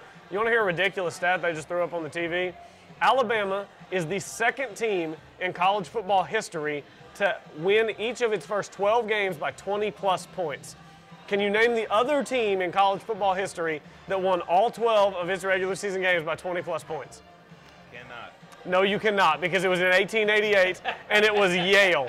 Yale was the last team to beat its first 12 opponents by 20-plus points. Smart guys out there. Oh, they were outsmarting people in the 1800s. They knew the rules of football. They knew how to execute. They were just outsmarting people, and then everybody got caught up, and the nerds got put back in their place. We love the nerds. They do great things. We really appreciate everybody. Speaking of, looking kind of sharp today. You're looking. You're even sounding a little smarter. It's kind of having an effect on you, I think. Now the fashion statement, along with my physical deteriorating, those eyes are, no different. Time for a little bit of help with the eyesight. So I'm diminishing slowly but surely. I understand. Happens. Still a has-been, not a never was. I understand. There you go. That's the better of the two, no doubt about it. Alabama beat Auburn 52-21, so they'll be number one again next week. Let's talk about the Big 12 championship game next week. In Jerry's world, since 1932, OU and Texas have played every year in the Cotton Bowl in Dallas. First time they're playing it elsewhere, playing it at AT&T Stadium. This is what the Big 12 wanted. This is why the Big 12 instituted a championship game. It was to have OU and Texas in that stadium on that championship Saturday in front of the entire country. And having it be OU Texas instead of OU West Virginia makes it so much more nationally relevant. So many more people, more eyeballs will be tuned in to that game because it's OU Texas, because that game is just different. And the fact that OU is the one fighting for the playoff, but Texas beat them earlier this season, there are just so many dimensions to this game. It's going to be awesome. You couldn't have drawn it up or thought it up any different. They obviously have a great game, and Texas comes out on top in the Red River rivalry. And then I can just see Jerry just sitting there plotting. Obviously the Big 12 game's going to be there. Jerry's going to be up there counting his money. Just He's going to be 1, 2, 3, 4, 5. Just big time, man. But rubber bands everywhere, taking them rubber bands. All of the storylines line up for this to be an epic Big 12 championship game. I think OU's going to go down there and roll. I kind of do too. I think OU's going to beat them by 2 touchdowns. I just think they're just too good offensively, and even if you have a solid game plan, which Texas did in the first go-round, because if you remember, it was 45-45, but before it was 45-45, it was 45-24 Texas. OU was held to 24 points through 3 quarters. That doesn't happen. They're too good offensively. No one does that. So now that OU's seen them, can you do it again? I don't know that you can. I don't think so. And again, we talked a little bit about it before. It's week 12 or 13. You kind of shot all your bullets. You're not going to surprise anybody with any different formations or anything that maybe you haven't seen. Lincoln Riley does a really good job. I'm always excited to see what he does to defensive coordinators, because it just seems like he just constantly puts them in these positions where you're vulnerable. And that's hard to do week in and week out, but some way he finds a way to do it. I think he'll do it again against his Texas team and expect them to score 50 points and not run Texas off the field. They are a good football team, but I just don't think they have enough firepower to keep up with them. And even if they do score a ton of points, it's going to be a little bit tougher for them, even though Oklahoma is not very good defensively. Yeah, I think 52-41-ish. I think Texas hangs around. I don't think OU's going to, be up by 28 at halftime or anything. I don't think that's going to happen. And it could be. I do just think they're too good. It could be a different game too, with some of the things that they do with the quarterback run game, just kind of pushing OU around in the run game. That could make things interesting. But at the end of the day, Kyler Murray pulling the ball down, going 70 yards is going to happen. Him finding Marquise Brown over the top for an 80-yard bomb is going to happen. Trey Sermon and Kennedy Brooks and those guys will get going. And it just comes at you in waves, man. And right there at the front of it, Kyler Murray is just leading the charge, man. And he's the big wave. He's the monsoon. He is, man. Yeah. It's amazing.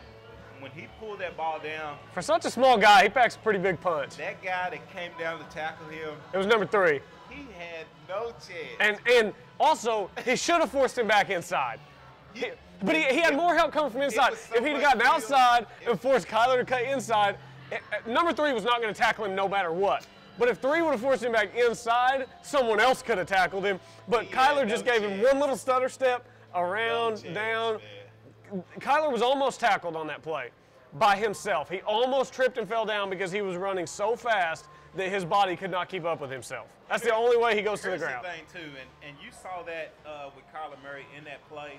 Someone who has that same type of ability is Chuba Hubbard. He is running. He ain't as fast as Kyler. He is, man. You think he's as fast as Kyler? And because he's running so fast, it doesn't seem like it. But just watch the game today and go back and watch some of his runs throughout the season. It doesn't look like he's running that hard. But when he runs into people, when he lowers his shoulder, just watch the collisions. And it's because he is going so fast. I don't know. He's probably about, what, 212, 215? Let's look it up. But, I mean, he's obviously shown 6'1", 190 is what he was listed at. That's on the 2017 roster, is the first thing that popped up. Let's try to find the 2018 numbers. It's going to be interesting to see just kind of how he develops. But as I watch him and watch how he breaks runs, it's kind of the same deal. Until you're going in to tackle somebody and you think you have the right angle, then you get there and you realize you're not even close. 6'1", 207 for Chuba. Put on nearly 20 pounds from his freshman year to his sophomore season. He has some special ability just with that speed. And like I said, you see it with him, you see it with Kyler Murray, you see it with guys who just have an unbelievable trait, whether it be speed, strength, explosiveness, and it's something that you can't measure until you see it firsthand, and it's pretty fascinating. Both of those guys have it, and it's going to be fun to continue to watch how their careers progress. Absolutely. We're going to take a break. We'll come back, look at some of the other games that have already been played this week in the Big 12, and we'll take a deep dive into, that's right, it's everyone's favorite state fair food. It's the corn dog. Has he been good this season? Has he been bad this season? Do we love the corn dog? Do we hate the corn dog? We're going to figure it out. Depends on what station you get it from, man. That's true. That's true. We're going to take a break. We'll come back. We'll hit all that and much more. Before we do buy or sell, before we get out of here, stay with us on your Oklahoma State Franchise Pregame Show. 107.7, the Franchise Pregame and Postgame Show, brought to you by Tinker Federal Credit Union. Visit facebook.com/TinkerFCU. While you're there for your family, we're there for you. Tinker Federal Credit Union. And Oklahoma Christian University. Get your master's degree in accounting, business administration, theology, engineering, computer science, or cybersecurity from Oklahoma Christian University. Apply at oc.edu/grad. Oklahoma University is committed to offering the best graduate school experience we possibly can. Come learn and grow with us. We'll be right back.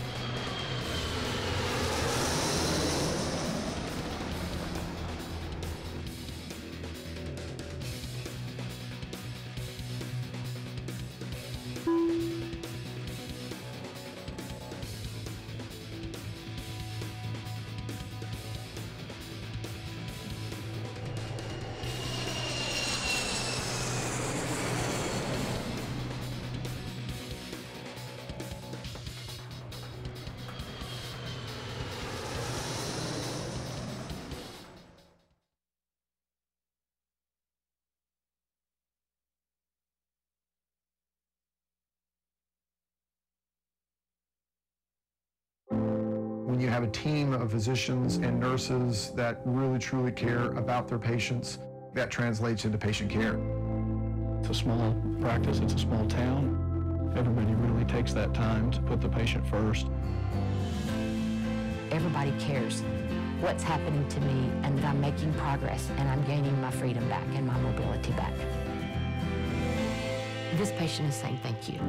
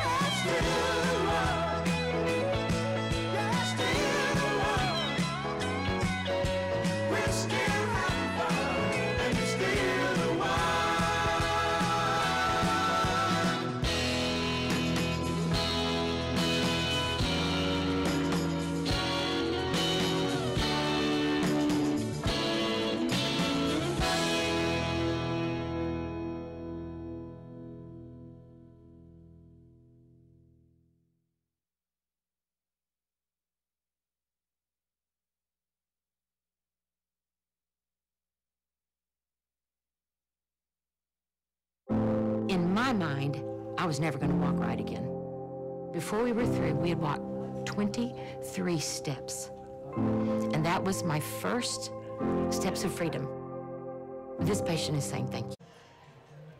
Welcome back to the Oklahoma State Franchise pregame show. Colby Powell, Donovan Woods with you, talking a little more about the OU West Virginia game last night. Have you ever seen a guy cost his team a game by blocking a player out of bounds? Have you ever seen, because that happened last night in the West Virginia game.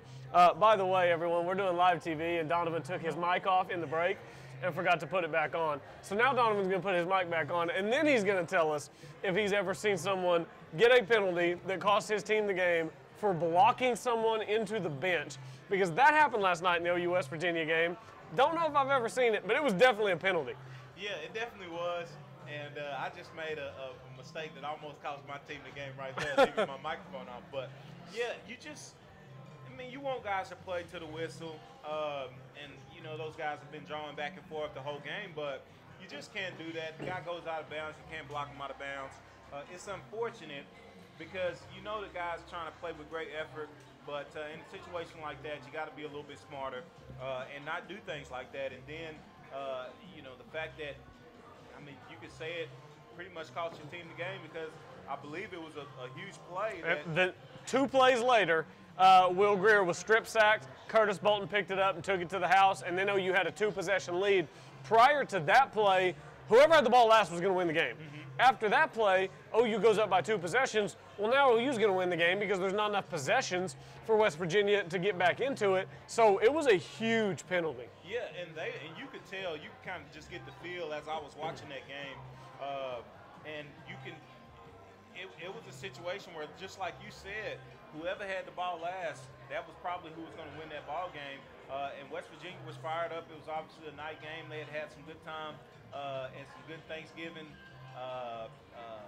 spirits, so they were having a good time out there, and it was a great atmosphere, and that definitely just really hurt West Virginia's chances when you get a penalty like that, and then obviously the plays that ensue after that is a tough break for them. Did you see the brawl today between North Carolina State and North Carolina? I did not. I just saw it over your left shoulder right there. That's probably why I made that face on the air. Was Fedora in it? Pretty. I don't know if Fedora was in it. He's going to be unemployed on Monday regardless. I think they only won 2 games this year.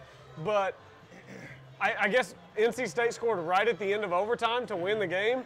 And there were guys, there were a couple guys in there throwing haymakers. Really throwing punches. So, I'd imagine. We're going to have to get a look at it here in the next break or so. But, man, those rivalry games are tough. We saw it a little bit last week with some of the punches that weren't supposed to be seen that I was throwing out there in the rivalry game, but it gets your blood flowing. Those rivals, you hate those guys. It does, and anytime you're in a situation, you have to always try to keep your actions, and even though people aren't always the most, I don't even know the word to use. They don't necessarily win correctly, and they're not. You know the word I'm looking for. They're not gracious when they win. Yeah. They can be some people out there don't necessarily. And anytime you win, you kind of act how you want to, but you want to act like you have some sense when you win ball games, and go out there and shake the team's hand and don't say a ton of stuff that could provoke something like that happening, because it's a very small spark that can cause an explosive situation, and you saw that with North Carolina and NC State, and you'll probably see it more with these rivalry weeks, and that's one of the reasons why they talk about sportsmanship so much and guys conducting themselves the right way, because it doesn't take much, and you can be in a situation where you're costing your team, you're possibly costing yourself multiple games because you lost your temper for a second. Yeah, I guess you play for North Carolina and you're a senior, you can let the punches fly. What they can do is suspend you, you're done. That's the last game of your career. You're not going to a bowl game. Throw those haymakers. There ain't going to be no repercussions. Don't do that. No, I'm just kidding. I'm just kidding. Don't do that. Today in the Big 12, Baylor gets bowl eligible. Congratulations to the Baylor Bears, who won 1 game last year. They win 6 this year. The real story of this game, though, they beat Texas Tech 35-24. So now the Texas Tech team that routed Oklahoma State, they go 5-7. They're not going to a bowl game. I understand Alan Bowman got hurt, but Cliff Kingsbury continues to have season after season of disappointment. Ever since Patrick Mahomes left, it's just been nothing but losing in Lubbock. You think they keep him around another year, or was that it for Cliff? That might be it for him. And you thought, I did, that they might have found a quarterback in Bowman. He obviously had a little bit of injury there, but a little bit. Lung kept collapsing on him. Couldn't breathe. You have those situations where you think you found your guy and you think it's going to turn positively for you, but it is so hard. Talk about those teams taking the next step, and that's one of the reasons why I talk about Coach Gundy. Obviously, he was my coach, but Oklahoma State wasn't winning consistently, 9, 10, 11 games. And he's been here and he's been doing it. Cliff Kingsbury was in a similar situation, and he's found some success winning 9, 10 games here and there. But for the most part, it's been those, 4 and 8, 5-win seasons. And I think this is going to be a situation where this might be his last one. And it's not fair, but it's just one of those deals. It might be time for a change at Texas Tech. Yeah, it might be. It's tough for him because if Alan Bowman doesn't get hurt, Texas Tech wins at least 7, maybe 8 games this season. So it's tough to fire him after this season because of the injuries. But what about the last few years whenever he was really struggling and not winning a ton of games? Also, I'm telling you, money in Lubbock, Texas doesn't go as far as it does in places like Columbus and places like College Station. And money doesn't go as far, and you've got to buy out that contract. You don't just fire him and he leaves and walks away and you're done paying him. And, a place like Texas Tech, oil prices have a lot to do with it, to do with how much money's coming into the university. Oil's down. I filled up gas today for $1.90 on my way up here. $1.88 for me. Yeah, the lowest probably in my first time I got my driver's license, I filled up gas for $4 a gallon. So today was probably the lowest I've ever filled up a tank of gas in my lifetime. That money doesn't go as far in Lubbock, Texas. That's another reason he maybe will end up sticking around. Yeah, and those are things that, like you said, you definitely have to take into consideration, and might be one of the reasons why he ends up staying and gets another chance. I guess if you put that resume up and you don't take those things into consideration, obviously Texas Tech is a tough place to win, much like Kansas State. Bill Snyder's been able to do some fabulous things up there. Kansas is finding out, but when you don't have that prestige like a University of Oklahoma or University of Texas, the athletic budget the way they do, it's tough to find success at places that are kind of just middle of the road when you talk about tradition and history and the type of recruits and talent that you're bringing in there. So it's a lot that goes into having success at those types of places. They give them a long contract, and they might see him for another 3 or 4 years, and it could turn out ending up being good for him. Because, it could. Bowman could get healthy, or they could get another guy in there, and they're right back at an 8-4, 9-3 type season. But does he deserve that? Yeah, maybe not. Yeah. I do think this about coaches. Coaches, like anybody else in any profession, they learn. They learn as they go, and they get better. I think Cliff Kingsbury has gotten better as a coach since he's gotten to Texas Tech. I think he has understood. I mean, this season, just to get to 5 wins, they had to do some different things. They had to win a game in Fort Worth with Jet Duffy playing quarterback. The way they slung it around against Oklahoma State with Bowman, just short, quick passes against the nation's leading sack defense. Oklahoma State, I think, is exactly 100th in total defense, but by God, they're number 1 in getting sacks. So Jim knows is going to come after you, and they did a good job game planning there. So I think he's learned as a coach. It's just a matter of how patient they want to be with him in Lubbock. And that's what it is, a lot of them. And one of the things, I'm not sure of the exact number that Kingsbury's been there. He's probably been there 5 years, if I had to guess. One of the ways that you are consistently good or find how to be a consistent team that wins is you got to have some type of continuity. Hey, you want to hear a fun fact? Nice. I Googled Cliff Kingsbury to see how long he's been at Texas Tech. They fired him an hour ago, right as we came on the air. Yeah. They're back there shaking their heads. Yeah, he's been fired. We're talking about whether they should fire him for 5 minutes. They already cut ties. And that's tough. So no, he's not going to be sticking around because we got cheap gas. That buyout. Sounded good at the time. He'll be able to find a job. It's a lot of people who he's done a good job at Texas Tech, but like a lot of people in the Big 12, they have trouble stopping people. So again, that's always going to be something with the Big 12 offenses being like they are. But he won't have a problem finding a job and moving on to the next stage of his career. He coaches good offensive football. It might not be a head coach job. Maybe it's an offensive coordinator job for him. Maybe it's an offensive coordinator job at Oklahoma State. Who knows? Those crazy stuff that happens when guys start gaining and losing jobs and guys moving on to next career opportunities. Yeah, so this is from, I Googled Cliff Kingsbury buyout, and the only thing I could find was a story from September 1st of this year instead, and it says that depending on the timing of the firing, it would cost Texas Tech about $5 million. So, good for Cliff Kingsbury, man. That's $1 million per win. Yeah. That's $1 million per win. You get that $5 million buyout. Good for him. I need to find me a good agent. I need a better agent. I need $1 million per show. That's what I need. We'll try to work that out between now and next season whenever we get back up here in Stillwater. All right, we said we were going to talk about the corn dog. He comes out early in the season, and I was not impressed. I wasn't very accurate with the football, underthrowing the deep ball. He has gotten so much better as this season has progressed. He still laid eggs at times. He laid an egg in Manhattan. He laid an egg against Texas Tech.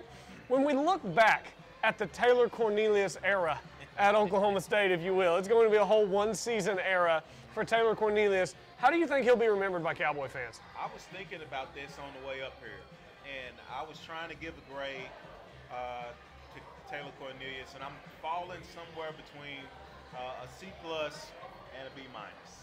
He did some extremely good things. He ran the football when they gave him a chance to run it in the quarterback design runs. He did a good job at those things. He showed some inconsistencies throwing the football, but he also made a ton of big throws and beat 2 top 10 teams in Texas and not Kansas State, West Virginia. You keep wanting to give Kansas State way more credit. They're not very good this year. Bill Snyder, man. They were going to beat Oklahoma State 31-12. A lot of notoriety in the woods. Meeting Bill Snyder this summer was cool. That first time I'd met him, that was pretty cool. But I mean, he's done a lot of good stuff. But I think that grade could be higher if Oklahoma State as a team performs higher. You win that game against Texas Tech. You win that game against Iowa State. You beat Kansas State, and those were all games that we were favored in to win. Maybe you don't win the Texas game or the West Virginia game, but you know, maybe that grade is higher if he goes out and he has better performances and the team performs a little bit better. But I think the Taylor Cornelius era, it's tough to follow a legend like Mason Rudolph when you have a guy like Spencer Sanders who did things he did in high school. You have another guy transfer in Drew Brown. It's going to be tough because it seems like all the fans did was call for one of those two guys. Backup quarterback's the most popular guy on campus. They are indeed. And it was tough for him, but he showed a ton of grit and a ton of determination to continue to go out there and try to play his game, try to put the Cowboys in a position to win. And I think for the most part that he did that. Do you want to win more games? Obviously, yes.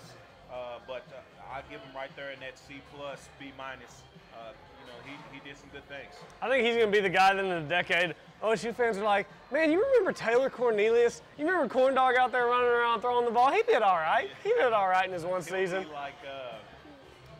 like Nate Hibble from Nate. Well, that's a good name. That's a good name.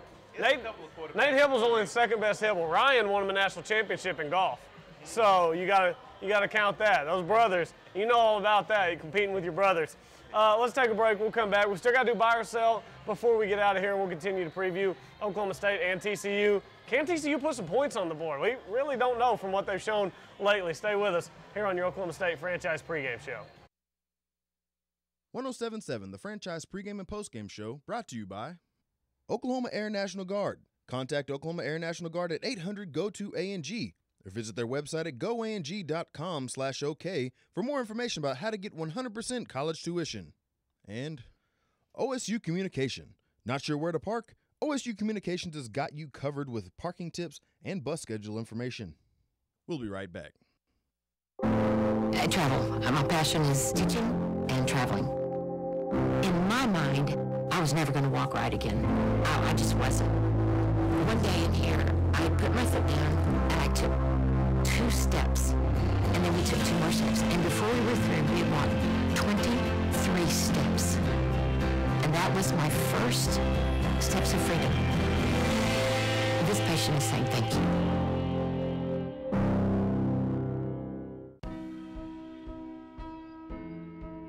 Hi, Mom. Hi, Mom. Hi, Mom. Hi, Mom. How are you doing? Hi, Mom. Hi, Mom. Hi, Mom. Hey, Mom. Hey, Mom. Hi, Mom. School's going good. Only slept through 1 class so far. College was really fun for one day. First day, crushed it. Hi, Mom. I miss you. I already got called a high school kid. They're like, are you sure you want college? I'm like, yes, here we go. I miss home a lot, but college is also really fun. More fun than home. Hey, Mom, it's me. And I'm not dropped out yet, and my professors haven't kicked me out, and I was only late to 1 class. Love you. All my heart. Guy. Thank you. Hey, Mom. Good to see you. Love you to pieces. Miss you already. We're making it. We're still alive. No worries. First day of school. Woo! First day of class was brutal. 妈妈现在好，就是我现在是在我 OSU 的第2个学期，然后一切都很好，完成了我的实习，我接下来要开启我的第2段旅程，一切顺利。Go Bucks. Hi, Mom. I'm studying hard. Don't worry. Going to class. I just finished my first 2 classes today, and I'm done for the rest of the day. Hi, Mom. Happy early birthday. You should be proud of me. I came to class. Hi, Mom. I'll call you later. Miss you. You're the bomb. Miss you, Mom. Miss you back home. Miss you. I miss you. Love you, Mama. Perfect. There we go.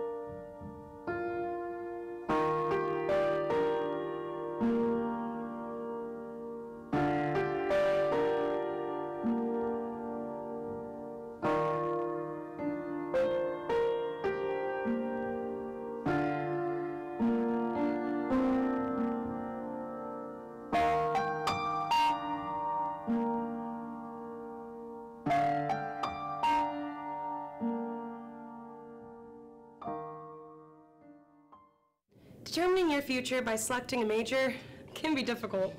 It's okay to be undecided. Connect with the College of Arts and Sciences, where your options are endless. Where you can uncover your passions and achieve your goals. Express your creativity by exploring a career in the visual and performing arts. Investigate new discoveries to make the world a better place with a career in science. Advance knowledge, communicate progress, and contribute to a healthier planet with a career rooted in the social sciences. Discover your career by looking at the world from different perspectives through the humanities. Realize a better tomorrow through problem solving and mining data that can change lives. Cash prepares you to succeed through internships, study abroad, student-guided research projects, and service activities. With 109 majors, 52 minors, and 24 departments, the only thing missing is you. College of Arts and Sciences. Connect. Achieve. Succeed.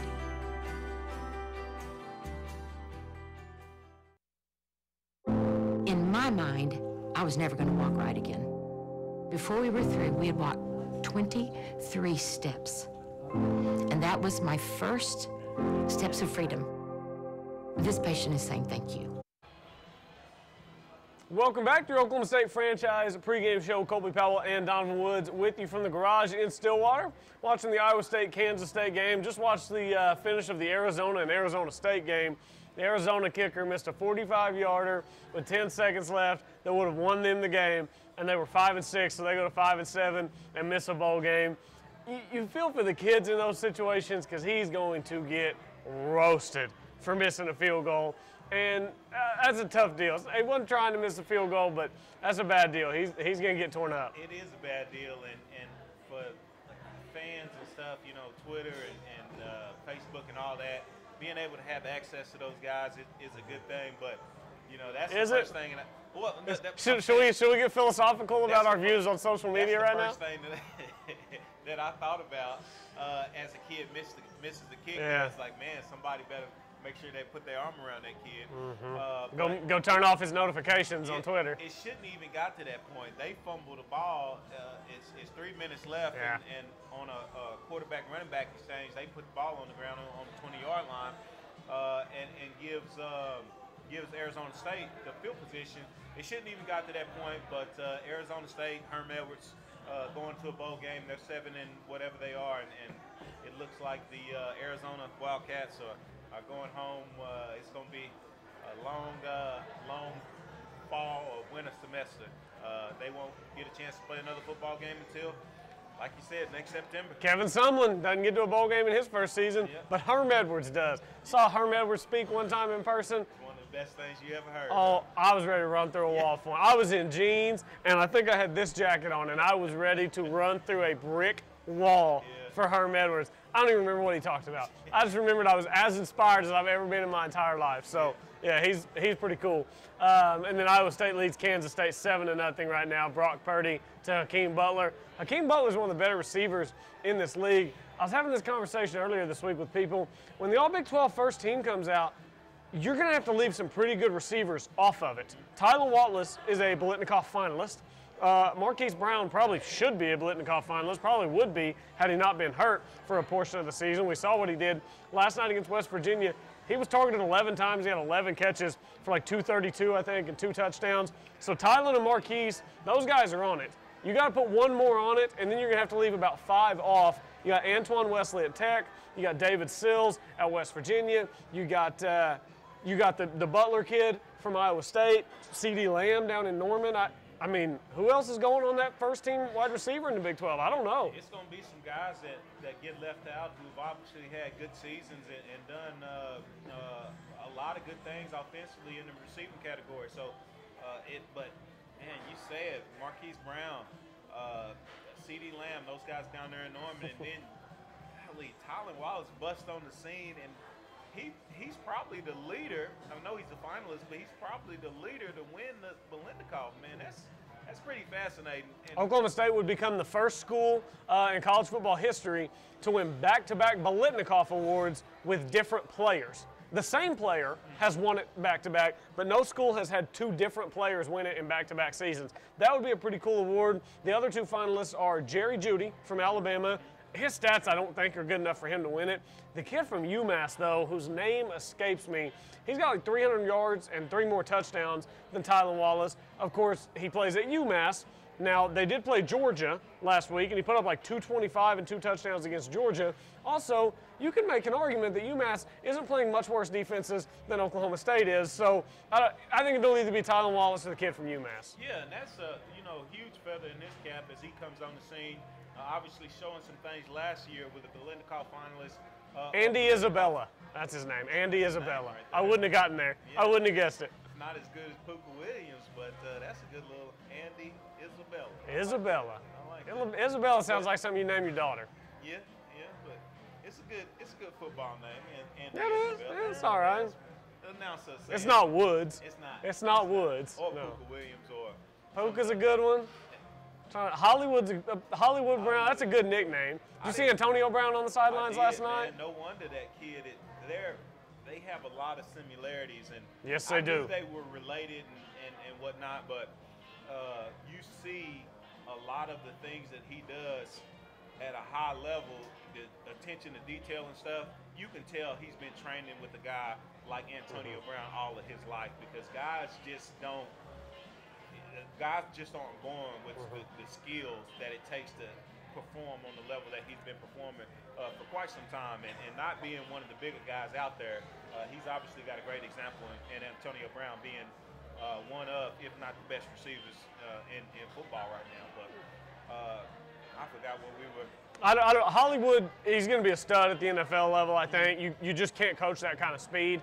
And it was cool for OU having Antonio Brown down on the sideline jumping around. You know, Morgantown's not too far from Pittsburgh. He probably went to practice yesterday, drove to Morgantown, drove back, hopped on a plane today. They play in Denver tomorrow, so I figured they had a home game whenever I saw him on the sidelines last night. But no, he just made the trip down last night to Morgantown, then he'll head off to Denver. So that was pretty cool for Oklahoma to have him down there. But yeah, we were trying to figure out the third wide receiver on the All Big 12 first team. It has to be for me either Antoine Wesley or David Seals, and I don't think you can go wrong with either one. I think because of Seals, he obviously had the success last year, and obviously again this year. He catches a ton of touchdowns, so I won't be surprised if it ends up being him. That'd probably be seeing him and some of the good things that he did. Obviously, our bigger corners gave him some issues when they played Oklahoma State. But he had quite a night on last night against Oklahoma, and he'll be a worthy addition if he ends up being a Big 12 all Big 12 first team. But Tylan Wallace, we talked a little bit about him and the season that he's been able to have, and still being such a young guy, going up week after week. True sophomore, might only have him for one more year. I mean, if he wins the Biletnikoff, Donovan. Yeah, that's the best receiver in college football. It is. But Oklahoma State. You got to go get that money. Yeah, you do have to go get that money. And as great a player as he is, and the good things that he does, he doesn't have it physically to just go out there in a pro day or in a combine or something like that, where you see him and you're like, there's that Tylan Wallace kid we've been hearing about. You see him and he does a ton of good things, and he very well could have an opportunity to go on after next year. But it's going to be interesting to see how things play out, because again, I don't know exactly how fast he is. Could be a 4.4 guy, but you know, he's 5'11", 6 feet, whatever he is. I think he's listed 6 foot. But he obviously a tremendous player, and it's going to be fun to see him continue to develop. It's obviously happened for him at a fast pace. But I think he sticks around all 4 years. He's going to want to play with his brother. You're an optimist. You're an optimist. I am. I'd love to see him stick around 4 years, but I mean, nowadays he can potentially graduate in 3, and if you can get your degree in 3, and then the money comes knocking, I'm going to open the door. If money knocks on the door, I'm going to open it. I'm at least going to have a conversation with the guy on the porch. I'm the same way. If he has that opportunity and already has his degree, I mean, you're checking every box that you wanted to check. Obviously, playing football at a high level, you want to go get your degree, because football is not going to last forever. I'm just saying, with all of that, and having the opportunity to play with his brother, that was a huge deal for me. And my brothers, and for Oklahoma State, you know, you have the Biletnikoff winner coming back. you obviously want the guy on your team. But if he has a situation to go on and play football at the next level, I 100% encourage him to do that and wish him the best, whether he's in OSU Orange or whether he's going and playing football for the Denver Broncos or the Pittsburgh Steelers or anybody Steelers else. will draft him. We'll have James Washington, Tyler Wallace, Antonio Brown, Juju Smith-Schuster. None more receivers than they would know what to do with. That'd be wild. Yeah, it'll probably be Tyler Wallace, Marquise Brown, and then David Sills on the first team, because Antoine Wesley, he's got 2 first names. And I don't know if you can trust a guy with 2 first names, so I'm going to give it to David Sills because he has a normal last name like normal people. We need to take a break, and then we need to come back. We got to do buy or sell. I'm 4-3-1. Donovan's 3-4-1. If you haven't been with us all season, you don't know what buy or sell is, come back. It's a lot of fun. It's even more fun when you win. Trust me, I know personally. So come back with us on your Oklahoma State Franchise Pregame Show. 107.7, the Franchise Pregame and Postgame Show, brought to you by Oklahoma Air National Guard. Contact Oklahoma Air National Guard at 800-GO-TO-ANG or visit their website at goang.com/OK for more information about how to get 100% college tuition. And OSU Communication. Not sure where to park? OSU Communications has got you covered with parking tips and bus schedule information. We'll be right back.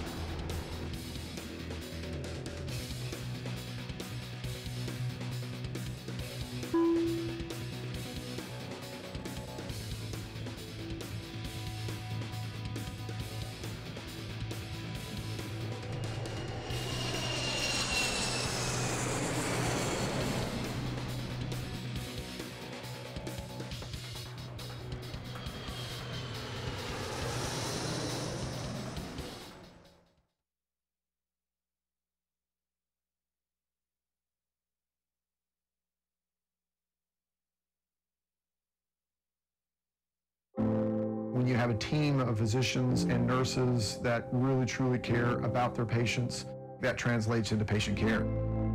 It's a small practice, it's a small town. Everybody really takes that time to put the patient first. Everybody cares what's happening to me and that I'm making progress and I'm gaining my freedom back and my mobility back. This patient is saying thank you.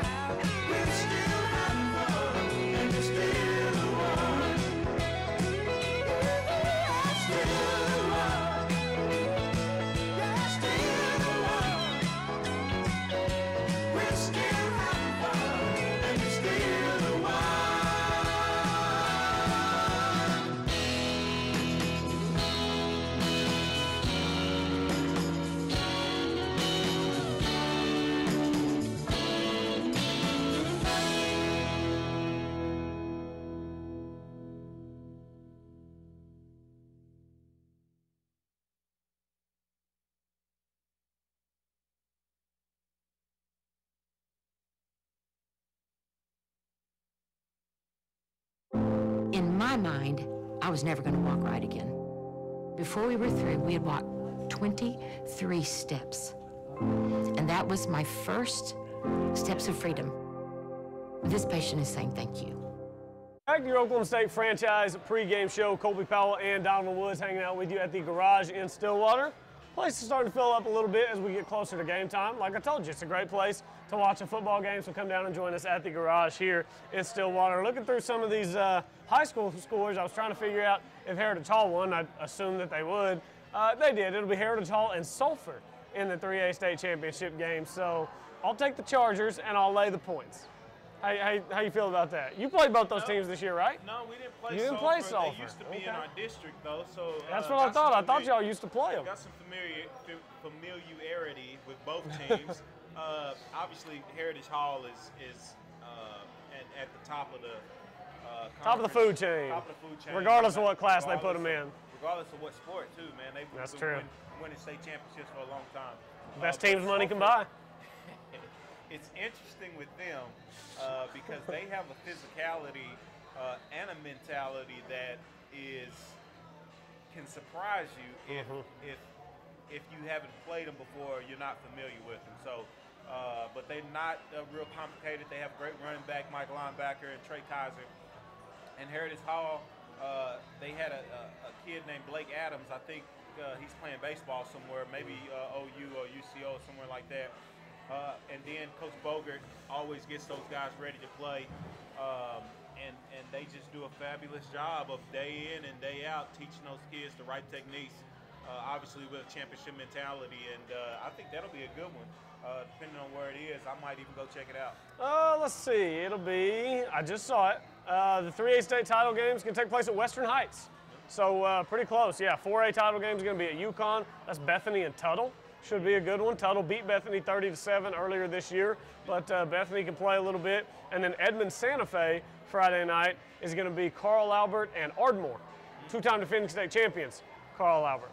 Yeah, I don't know if Bethany had their quarterback when Tuttle beat them. Oh, really? And so that should be pretty interesting. Tuttle, obviously, home with Jason White, Heisman winner. Yeah. I'm always a little partial to Bethany because my first high school play-by-play gig was with the Bethany Broncos. So that's a little nostalgia for me. I root for Bethany a little bit. We had some battles with Chris Chamberlain. He obviously had a great career and went on to Tulsa and played for a long time in the NFL. But we had some good battles when he was at Bethany. So yeah, I mean, great teams in all of those championships, and glad that they made it, and hope they continue to stay healthy and have success. And you know, it's great time, great time. Speaking of staying healthy and having success, only one of those two this season for Justice Hill. Bruised his ribs against Oklahoma. We didn't see him last week. He is out tonight against TCU. Do you think we've seen Justice Hill play his last game for Oklahoma State? It would not surprise me. So I guess I'm going to go ahead and say yes. You know, he's obviously got a chance to play at the next level. He's had a great Cowboy career, done pretty much what you asked him to in every aspect, and that's being a student, being a productive citizen, and obviously being a great football player. You hope you would have had another chance to see him, and that's, you know, just because, you know, we talk about it on this show, as someone else says, it doesn't mean he could come out in the bowl game and play, but I don't know why he would with so much to look forward to. He's obviously been, like I said, a great guy and a great player for Oklahoma State, a great ambassador for the university, and it was a pleasure to watch him play. Yeah, absolutely, it has been, and I don't think that he'll come back for the bowl game. I was just watching video of the helicopters drying the field today at Alabama. That was pretty cool. They had them out there before the game. Rained a whole bunch last night, so they had it ready to go for Tua today. But yeah, Justice Hill, look, he's been incredible for Oklahoma State. I don't think anyone would knock him if he decided not to play in the bowl game and get ready for the NFL draft. Because if he's already decided he is going to go to the draft, then coming back to the bowl game, it's great to go out and take the field one last time with your teammates, but you do run a big risk. Football's a very physical game. It's a violent game. Injuries happen all the time, and the last thing you want is to see a guy who's going to make money in the NFL, who's going to have that contract headed his way in just a few short months. The last thing you'd want to see is him go out and get hurt in the bowl game. And me, just as someone who roots for Justice Hill, if he did play in the bowl game, every time he touched the ball, I would be holding my breath, hoping that he didn't get hit in the wrong spot. Look what we saw yesterday. Did you see Mackenzie Milton's injury at UCF? I mean, he dislocated his knee. They said the artery might have had problems. They were going to have emergency surgery to make sure that they saved the leg, and that any hopes of him playing high-level football are probably now gone. I mean, those things happen on a football field. I think if he wants to go to the NFL, I don't think anybody's going to knock him if he sits out the bowl game. Yeah, and I used to, kind of go back and forth, obviously playing this game at a high level and playing in a bowl game, kind of in the same situation where the Cowboys find themselves now. And I had I didn't have the prospective draft status of a Justice Hill, but it wasn't any question of whether or not I was going to play. But, I mean, times are kind of changing now, and you see that. And I'm right there with you. I'd be holding my breath if I was in that situation, just wanting him to get out of there and make sure that he's healthy, moving on to the next stage of his career. So we've had a guy in Chuba Hubbard. He obviously looks like the guy that's going to carry the mail for Oklahoma State in this game and in the bowl game and moving forward. You have J.D. King, who's been a really good backup for Justice. Obviously, his role is diminished with Chuba Hubbard's increased workload, and he's no longer with us, obviously deciding to transfer. And then you see L.D. Brown, who you hadn't heard a ton of, had some injury problems earlier in the season, and you didn't see a ton of them except on special teams. And last week he had some nice carries though against West Virginia. He did. Yeah. So it'll be more opportunities for those guys, and it's just kind of exciting to see. You obviously have a lot of depth, and there's going to be a good position for you with Justice Hill leading that charge. But as the season has progressed, some of those other guys have gotten more opportunities. And you hope that continues with him moving on, with Justice moving on. And I'm saying it like he's just already made the announcement or something. Right. But, as he moves on, that running back room and the other positions continue to evolve, and you want to see what they look like moving forward. Absolutely. All right, it's that time, as we do at the end of every pregame show. We've got the buy or sell right here. So every week we have 5 prop bets. We have 7 for Bedlam, but we have 5 prop bets. We buy them or we sell them. We recap in the post game, and then we keep a running tally throughout the season. A few times this season we haven't been together. One or the other of us has been out. So I am 4-3-1. Donovan is 3-4-1. So Donovan is trying to force a tie that would then be broken in the bowl game. Whereas if I win buy or sell tonight, that's it. It's over. Curtains, blouses, game. It's over. That's probably what's going to happen. Curtains, blouses is one of my favorite sayings in sports to wrap up a game. All right, you buying or selling that Taylor Cornelius throws for at least 300 yards tonight against TCU? I am going to sell that. Ooh, I put that number lower this week. I think they're going to run the ball a little bit more. Chuba Hubbard and L.D. Brown will get their fair share of opportunities. This TCU defense, I mean, even though they haven't been on the right end of the scoreboard in the win column, they still have been playing solid defense.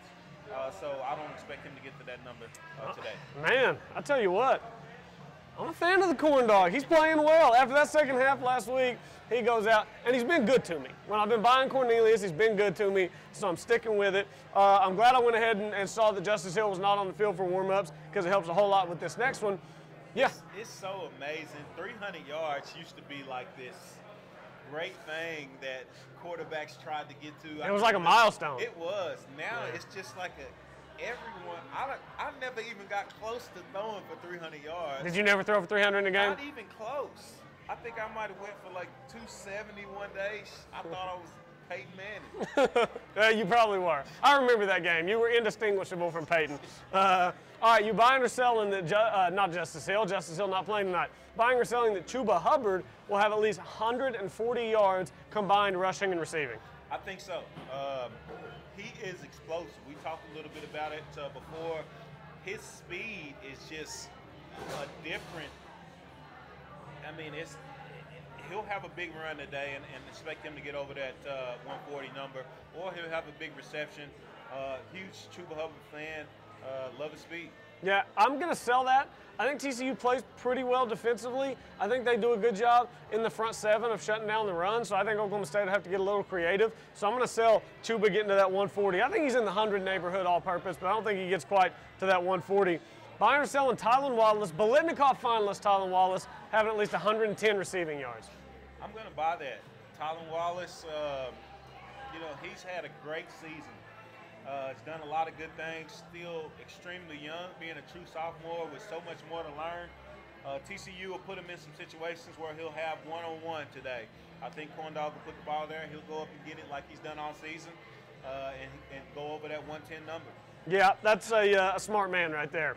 Don't bet against Tylan Wallace. He's a Biletnikoff finalist for a reason, because he's a stud. I'm buying 110 for Tylan Wallace. All right, you buying or selling that the Oklahoma State defense will force at least 2 turnovers? I'm going to buy that. Oh, man. It's a mistake. That's a mistake. I'm going to buy that.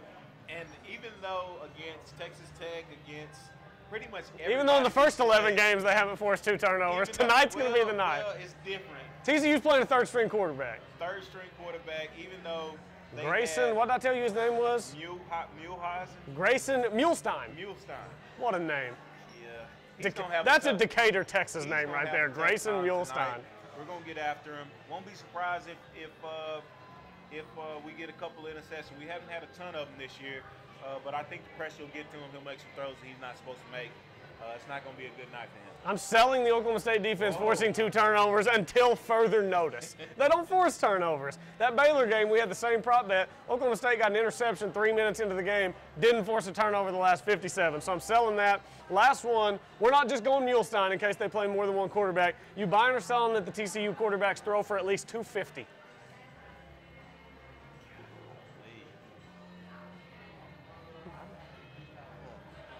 We're about out of time. You got to make up your mind. I'm going to buy that. You're going to buy it. All right. I think we'll be in some situations where we got 0 coverage. They'll hit a couple of balls, and it'll get out of hand late. Yeah, I'm going to go ahead and buy that. I'm going to buy it. It seems like too low of a number not to buy, right? Yeah. I got to buy it on 250. All right, about time to get out of here. Give me a score prediction, Oklahoma State and TCU. I'm going to go Oklahoma State 48. Woo! Already about knocked me out of my chair. TCU 28. I just think 48-28. I don't think they have enough offense, and even though they're pretty decent defensively, they just won't have enough. Give me 28-27 Oklahoma State. Whether the opponent is better or worse, Oklahoma State plays to the level of that opponent. I think they do it again tonight in Fort Worth, 28-27. Guess what? We're done, but we're going to be back after the game. Oklahoma State and TCU, mere minutes away. Come back with us for the show afterward, and we appreciate everyone watching your Oklahoma State franchise pregame show.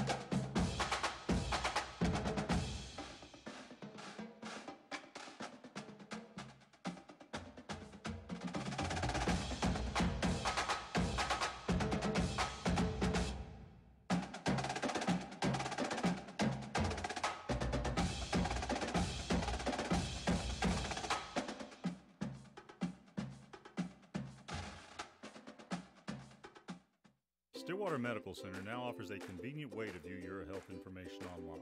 It's secure, easy, and free. Our hospital and clinic patient portals allow you to view results and reports, medications and allergies, track visit histories, view upcoming appointment information, and see your statements.